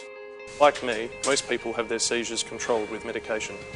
Even today, people with epilepsy face incredible discrimination, but this prejudice is just another obstacle we can overcome. We're just as capable as anyone else, and often we have to be stronger. I promise I'll do my best for Australia. Will you do your best for me? This bank is helping to save lives. Every year, 500,000 Victorians have no idea where their next meal is coming from. Food Bank Victoria works with farmers, supermarkets and manufacturers to make sure their surplus stock ends up here, to be distributed to those in need. But all of this is not enough. Right now, this bank your interest, to support Victorians in need. If you can help, visit foodbankvictoria.org.au.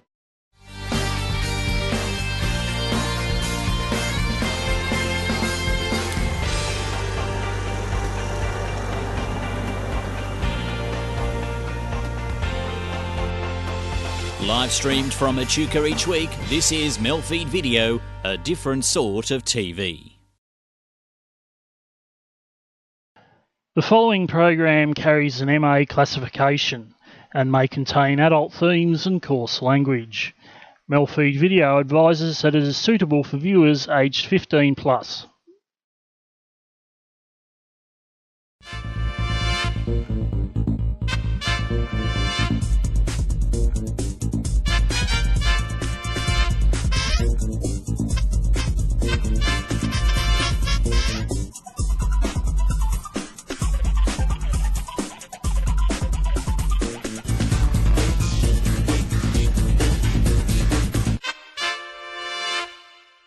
This is called Connections column. Inspection by appointment. Inspection a must. Urgent sale.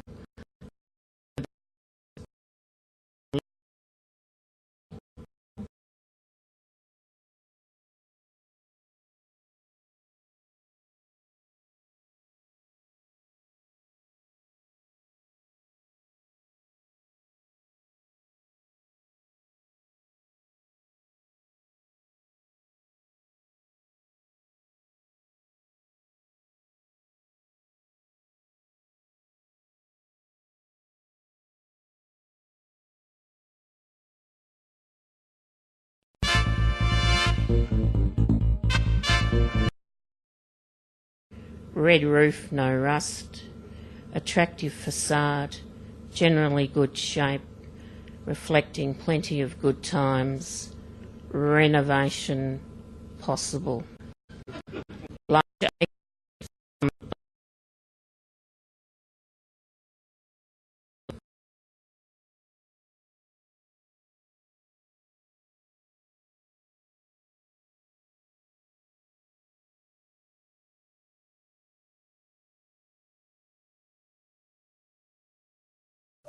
Good morning and welcome. Yes, welcome to another 15 fabulous minutes and an early morning start for Steve and I at Doherty's Gym in Brunswick. That's right.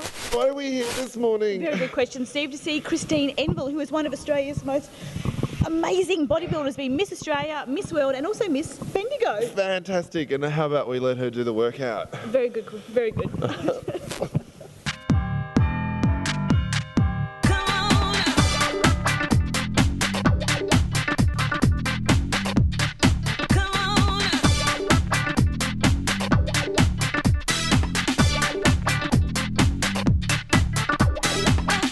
Hello, my name's Troy. I'm Christine's husband. I'm also her trainer. I train a few other female bodybuilders and male bodybuilders, but she's by far my best student at the moment. With that exercise, she's trying to work her back muscles, which we call the lats, which are the muscles that are under the armpits here and going into the back there. It's what we call a row motion. Basically, you pull the arms backwards, trying to contract your back, in fairly simple terms. So I suppose you think you're Miss World, right? Yeah? Oh, I don't think, I know. You are? Yeah, yeah. So how long have you been Miss World? I first won Miss World in 1997. I won it again in 98. Missed it in 99, but regained it again in 2000. What happened that year? I was a bit off. Is it hard? I mean, obviously, do you have to go Miss Australia, Miss, you know, Universe, then Miss World, or? No, it goes, well, obviously a state title like Miss Victoria, because we're Victorians. So then, you've done that? Yeah, I've done that. Then Miss Australia, and then Miss World. The Universe is a separate competition, and you sort of qualify up either through doing the Worlds or doing a competition like the Australasias or the Australias. So it is a matter of qualifying. And how many people do you compete against? It varies anywhere. I mean, female bodybuilding's not that particularly huge, but there's usually around 9 other girls, so. It looks pretty huge to me, actually. It looks massive. Christine, I enjoy going to the gym and I do work out myself, as you can tell. But I'm only going to take it so far as just a little bit of muscle tone and definition goes. And I like a bit of shape. But you obviously would have started like that maybe, and then you decided to take it that step further, until you've competing for these world titles. Did you imagine that you would actually take it this far when you started? No. Same as you, I got into it just to get fit, tone up a little bit, and just basically improve my body shape and fitness. And it just so happened that the gym that I was training at the time, I was 16, and I was training with a friend, and there was a young guy there who was going for a teenage bodybuilding competition. And he had the best body that we had seen on a 17-year-old at that stage. So my friend and I, we went along to watch. And just lust was your motivation? Absolutely. Fair enough. Okay, what was the outcome of that? Well, we went to watch the competition. I mean, he placed, I don't know, 5th or something, but my friend and I, we saw the women in the women bodybuilding section, and it was actually a little bit more her idea, but she just went, like, why don't we do that? Because we thought they looked great. You know, they had little biceps and everything was like tight and toned, and we just sort of looked the best that we'd ever seen. So we went back to the gym and we started training a different system to actually put on some muscle to be able to compete. And wear a G-string? At that stage, you didn't wear G-strings on stage. That came much, much later. I don't know. Do you ever get mistaken for a guy? No, generally not, because the hair and the face is obviously, I mean, there might be a few guys around with hair like that, but if people don't sort of look at my face and they might just sort of have their head down and see my forearm. I'm sure if I cut your head off and put my head on it, I'd be feeling good. Is it bitchy behind stage, like someone stealing everybody else's tan cream and like breaking the G-strings and all that sort of stuff? I don't think they'd dare try that. No? Yeah? No, it's not. It's actually quite friendly, believe it or not. Yeah, like there are different categories, and the women who do the figure, which is they wear high heels and they have a different look that they're going for. That's sort of a little bit more. They don't mix the men and women together? No. No. Do you think if they did, then they'd be like... Bit cheaters. How do men treat you? Generally with respect, because they know how long it takes to, build a body and that sort of thing. So I actually get a lot of training questions off guys and diet questions and that sort of stuff. So everybody's asking everybody, yeah? Yeah. So they come up to you and go, look at that, I want your arm. Usually it's the calves that they want. Yeah, because men usually have pretty good upper bodies and that sort of thing, but you'll see later on. They always got the chicken legs. Yeah, so they go, well, how do you get your calves? So I've got about 10 guys lining up at the moment to get surgically, transplant some of my calves onto them. On the treadmill here, going for a lovely Sunday morning walk. Yes.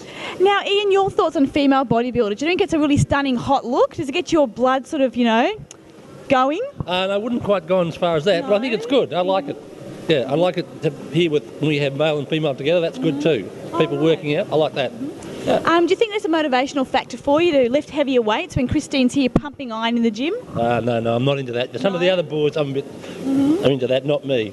Christine's done what we call a lat pull down, where basically from above her head she pulls the weight down towards her chest, and it works the back muscle groups just in here. We do this exercise to try to add thickness to the back. So when you stand on stage and you turn it aside, or you do a pose, you look what we would call 3D. You don't just look wide and flat. It's one thing to get into it, but it's another thing to maintain your interest and your enthusiasm. I think over the years, you've been doing it for how long now, 12 years? Yeah, training for 12 years, competing for 10 of those years, yeah. And I know Arnold Schwarzenegger was quoted as once saying that the reason he did enjoy lifting weights was he used to orgasm. And I'm just wondering whether that's the case with you. No, and I was going to say I'm glad that he's not still training now, because I could think of nothing worse than having to go onto a piece of equipment that someone's just orgasmed over. Do you have many people asking, what's it like, sex? Yeah, actually that's one question that almost every man I've ever become friends with or met who's been comfortable around me's asked me. Do they freak out? Like, do they say, it's like, is it like having sex with another male because of the physique, or what? No, it's not normally is it like having sex with another male. Normally it's just like, what's it like to be with somebody like that? Which I always finds a really weird question, because they'll say, geez, I don't like muscle on women, but what's it like to have sex with a woman who's got muscle? Yeah. And you say, geez, I don't know, like I'm looking at your big overweight wife and I'm not thinking, what's it like to have sex with her? Yeah, let's go. It's not bad. Pretty right. Okay. Don't break the equipment. No, I just don't break my muscles. Christine, what's in your fridge right now? If you open the door, what will we see? Okay, you'll probably find a huge amount of chicken breast, skinless chicken breast, a lot of vegetables.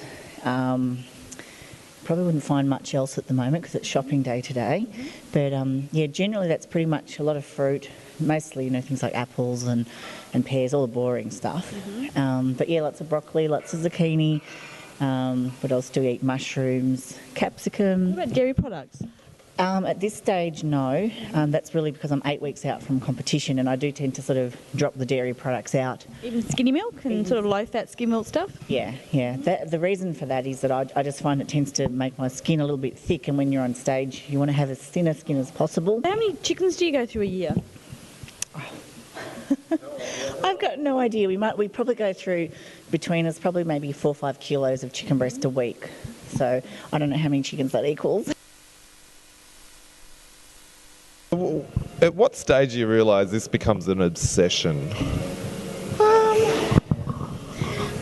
I don't know if it's... What point in your life that you went, oh my God, where am I going?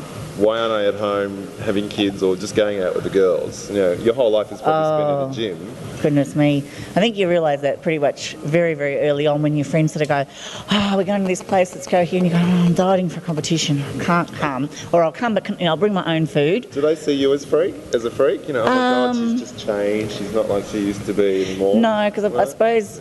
Or your friend group changes? Yeah, your friend group changes because obviously, you're socialising a lot within the gym and that sort of thing, but also... Hanging out with the boys now, yeah. A bit too much. And Tony, of course, is the owner of this gym, which is specifically a bodybuilding gym.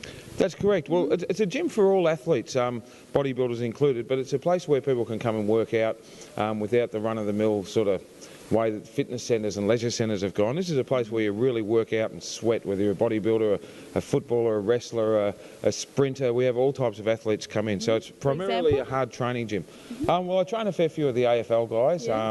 We've had, I think I've trained just over 50 Australian bodybuilding champions in the last 6 years. I've done a lot of one-on-one work with people in rehab, footballers that may have done a back injury or some kind of thing that stops them from playing. They send them down here to build them up. So, but how expensive is it to keep up a body like yours? I mean, obviously you got all the supplements and all this sort of thing. I mean, a fortune on a weekly basis to maintain your body, roughly. Food and everything. Food, everything. 200, 250, easily, The price of my rent. But I'm really fortunate that I get sponsorship off a couple of companies, in particular Vital Strength and Masashi for supplements, so that really helps out enormously. How many supplements do you take in a week? On an average a week, you'd spend what?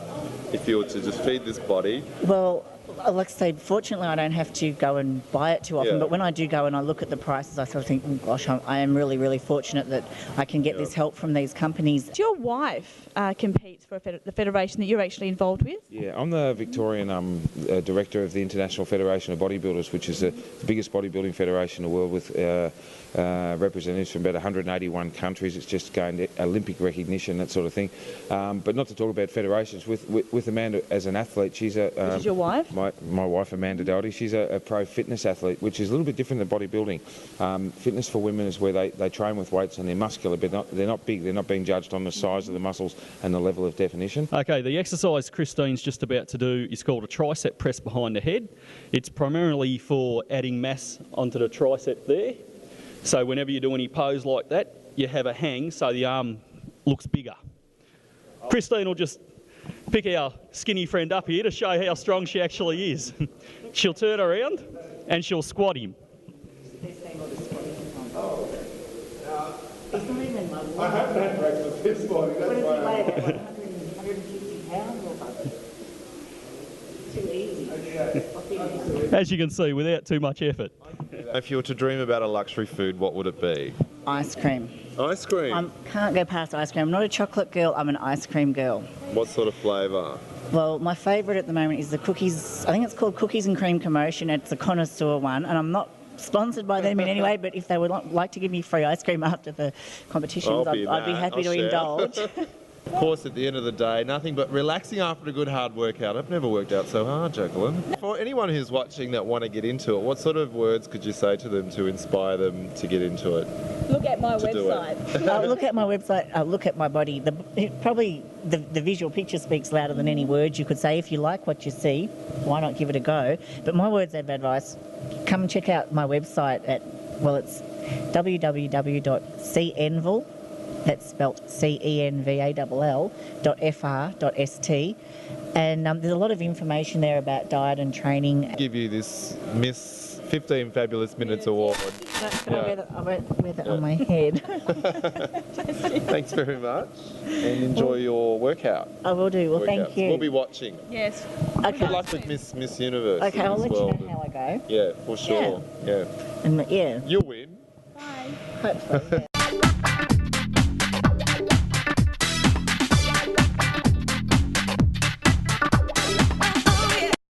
You are feeling sleepy. Watch the watch. You're feeling sleepy. Of course they are, Steve. It's 10 o'clock at night here on Fabulous 15 Minutes. Oh, that's right. We're doing something on hypnotherapy. Yes, we are. You're feeling sleepy. Steve, that's never going to work. Oh, drats.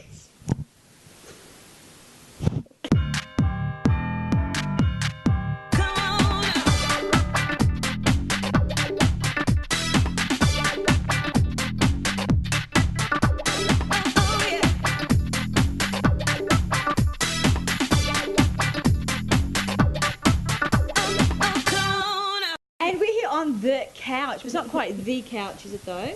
It's not the couch, but No. it's a good couch. And Steve and I are here with Megan Admon and Nadine Harris, two hypnotists. Is that how you like to be described? Hypnotists. Hypnotherapists. Hypnotherapists, yeah, would be. What's the difference? Hypnotist would be more entertainment, probably stage, theatrical, whereas a hypnotherapist...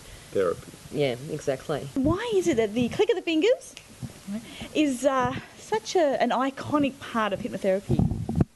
Probably from the stage hypnotherapist, I think. Actually, no, I prefer. Sorry, go on. The stage hypnotherapists are probably watched more and known more about, and the public's more familiar version of hypnosis, so just have it. Psychotherapy is a bit that anyway. Psycho, basically, that's self-explanatory. Psyche, as in psyche, it's based on the biopsychosocial model, so body, mind, spirit. So to use the three, as opposed to just counselling, which would mean working on a particular issue or problem.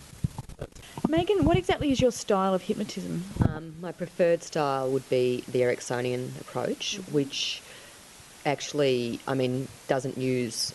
If you came to see me to give up smoking, it doesn't talk a lot about smoking. It comes in through a back door in the sense that really the language of the mind, or the language of the subconscious mind, is the same language of dreams, which is symbology and stories. You know how most of us know that if you dream about someone dying, it doesn't mean there's going to be a death. It's always a hidden meaning. And so you'll do a story knowing with the aim of the person to release cigarettes, and hidden in that will be a lot of metaphors and symbols that the mind completely understands. The conscious mind is listening to a story that's got nothing to do with the person, so it automatically thinks this isn't about me and starts to tune off. The subconscious gets it all. I heard a myth, I don't know if it's a myth or it's true, that you can hypnotise someone and make their breasts bigger. Possible. Possible, yeah. It's called breast augmentation. How so? How much bigger? Varies from person to person, but actually quite a number of women will come to hypnosis for breast enlargement. Breast augmentation is like its technical name, and it can increase by half a bra size, a bra size, 2 bra sizes. Wow. Cheaper than the surgery. Cheaper than silicone, yeah, and better for you than silicone. Does it last forever? Or? Yeah, it does last forever. Often what people will need to do to keep the firmness is to do a couple of updates, if you like maybe 6 months, 12 months later. Wow. Yeah. So why is that? Amazing. Can we enlarge other things? Are you talking about penis enlargement? Oh, well. I wasn't, but the audience was asking me. Was wondering, yeah, right? curious. Okay.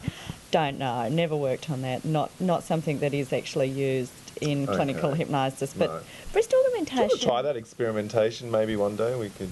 With you? Oh, I don't need to. Right. Somebody else. Look, only if we must. Okay, the myths. Okay, the myth is if you hypnotise me, you can get me to do anything. Take my clothes off. Things in front of a big audience. Well, for a start, we don't do that. As tempting as it may be, no. No, I'm sorry. No, it's not the name of the game. But, well, look, the first myth...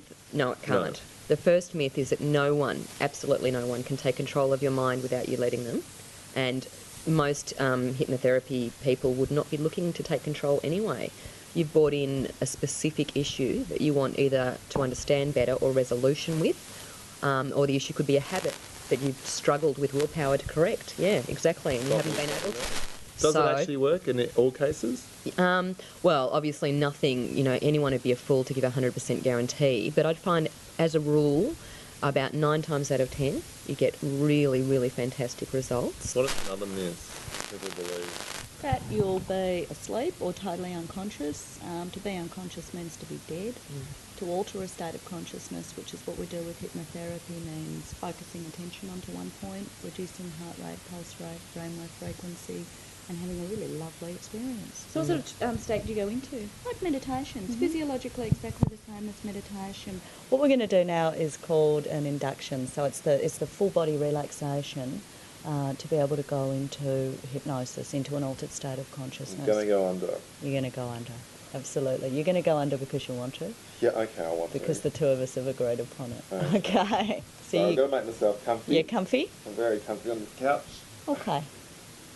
Okay, so if you want to move while we're doing this, you can move. I can still move. Absolutely, yeah. So it's not a state. And walk out if I wanted to. Well, you could, but because the two of us are working together and you've come here with an issue, it would be kind of pointless for you to get up and walk out. So if I'm uncomfortable, I can just change your position. Yeah, change your position around a bit. I mean, within reason. Yeah. So that you keep yourself in a relaxed state. Cool. Yeah. Already. Okay, so no right or wrong. Just let your eyes close over. Okay. It's okay. You can smile. Okay, so just start by focusing onto your breath. Just letting yourself place all of your awareness, all of your attention onto your breath. And taking in some slow breaths. deep breaths. The big myth is, I'll lose control. Well, actually you get a hyper sense of control and you gain more control just by being in that state. You have a clarity and a peace of mind that enables you to see even your own stuff easier and quicker. And a lot of people get benefits that I know had nothing to do with me. What we're going to do in a moment is count down. We're going to count down from 5 to 0. And on 0, the whole of the body, the mind, will be completely relaxed and calm. And each of the numbers is going to represent a part of the body that the relaxation passes through. As a relaxation, it's an amazing experience. Clients, as they go deeper and deeper, which they do, the more that you do it, the deeper you go, can have some absolutely amazing experiences. And I've even got people who fight me not to wake up because they want to stay in that state of mind so badly, and they still do wake up. So. And with regard to men and women, is it different to hypnotise a man or to hypnotise a woman? Or is it just a case of, with hypnotism, it's just people and they're all the same? It's really just people and they're all the same. Personally, no difference between a man or a male or female whatsoever. And on 5, coming all the way back up to the surface, just feeling really relaxed and refreshed, completely alert. And what about the voice that you use? Do you go into a certain sort of mannerisms or tones? I don't think I do, but yes, you do. You speak slower and you enunciate very clearly so that people can really hear the words. We also, we begin anyway with a full body relaxation before we go into the visual imagery. No, just with the voice. Yeah, I know. What a pity, but no. Which is actually very effective though, and because a lot of people don't take the time to relax, and I think they really notice the difference. Just opening the eyes, wide awake, completely alert.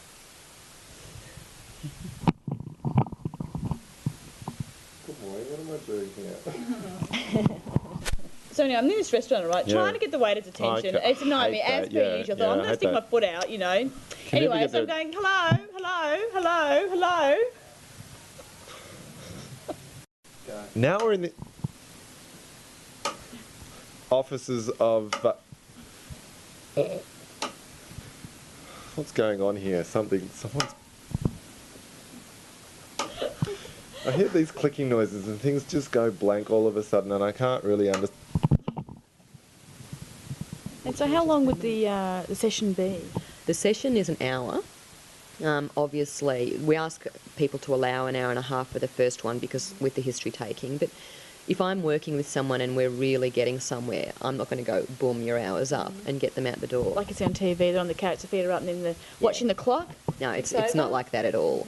I mean, and anything, I always try and have anyway space between clients because I find I need that too. I don't like to go from one person to the next. You hypnotised me and I just almost started laughing my head off. Because of course you tape it as well, so people can understand exactly what went on anyway, even if they did slip out of consciousness for a second or two. Yeah, which can happen because there's, obviously with hypnosis, like everything else, there's a light hypnotic state going right down to a very deep hypnotic state. The differences can be quite extreme. And the other differences, of course, are different types of hypnosis, and you specialise in a different type. We do different styles. Different styles. Styles, yeah. Yeah, different styles of hypnosis, which is probably personality and how we would approach a particular issue more than anything else. If you're seeing a hypnotherapist, they'll only be dealing with the issue. So I won't tell you my bank account number is 3574. And you weren't even. I did it.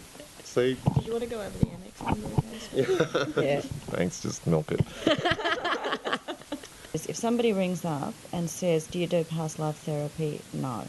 Yeah. If one's working with a client and they spontaneously have an experience which they feel is a past life experience and it's valid for them and it helps them, that's the reality I'm going to go with. Have you gone into someone's past life before? That you can discuss?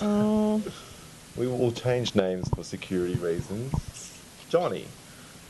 I have Johnny. Okay, I've never guided somebody there. I've had people have some experiences which they say have been part of a past life scenario. And as I say, if it's valid So for them, they've it's carried it valid. over in this life, and it's stopping them from doing something. Doing in this something life. now. So yeah. you've got to go back into their past life to clean it up.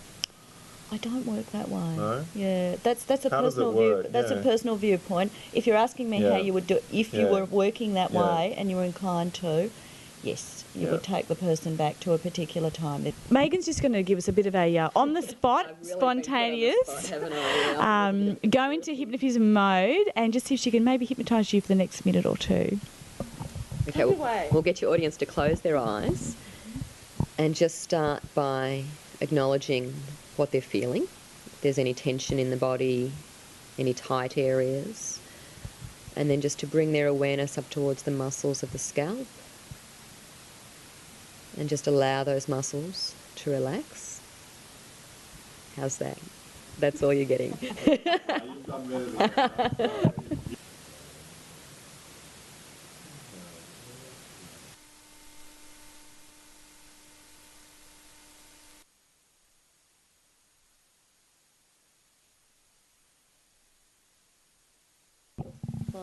No, Steve, don't do that. Really authoritarian hypnosis. So, therapist has more control over the client rather than client and therapist are working together in conjunction. So, in a moment, it's very showy. In a moment, bang, you'll be awake. No, awake. Steve, awake. Steve. Yeah. Getting all confused now. Yeah. Hey, look. See, it's not going to work. Flashing a. No, but look. Oh my God, is that for time? Yeah, we're run out of time. Till next week. Hey, catch you later. Thanks, guys. That's a wrap.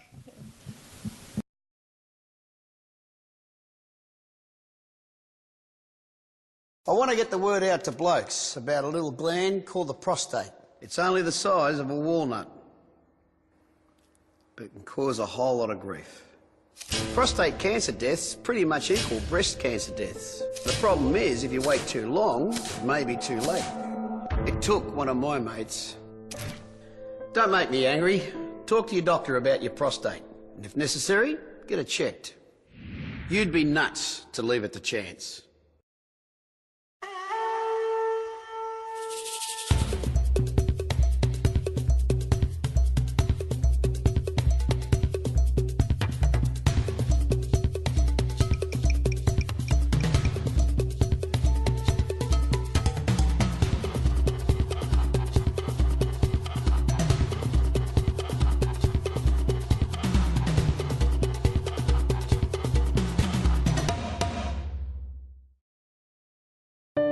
Every minute. Every hour. Every mother and father. Every sister and brother.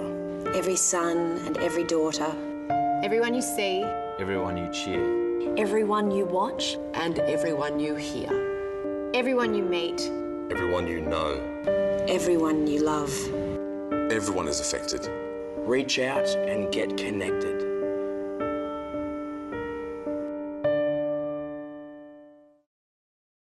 So how have things been going?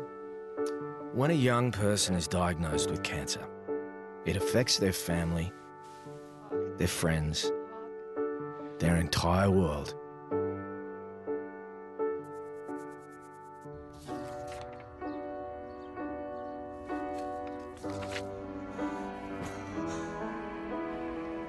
Red Kite supports young people with cancer and those around them in real ways. Yeah, hi, it's Michael. Yeah, I'm at the hospital. We rely on your generosity to make a positive difference in the lives of thousands of families every year.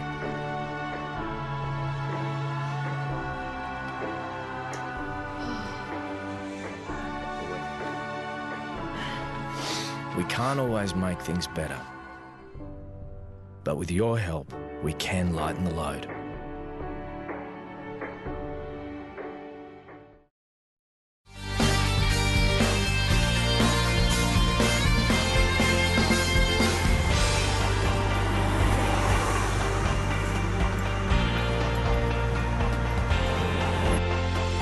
Live streamed from Echuca each week, this is MELfeed Video, a different sort of TV.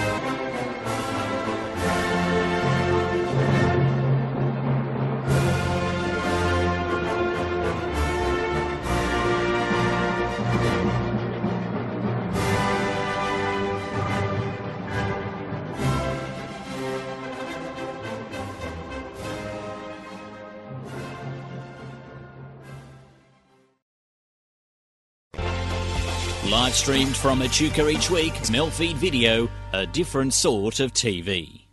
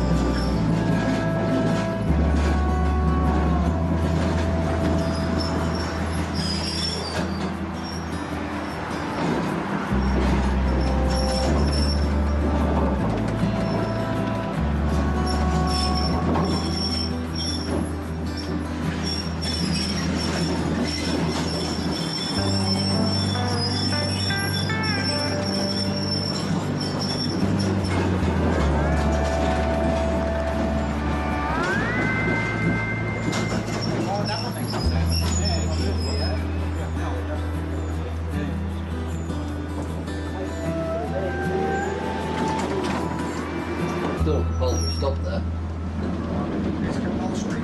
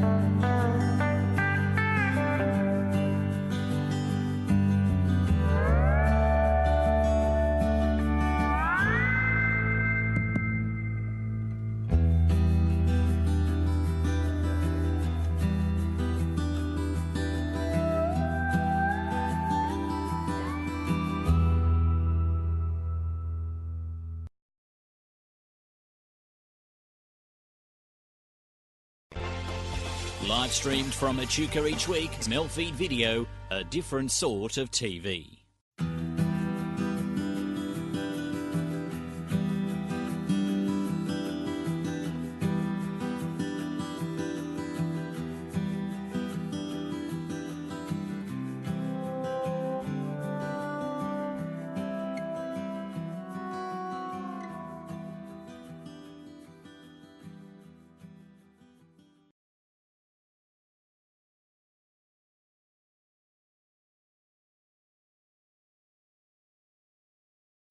They say there's a chance I could die in a car crash.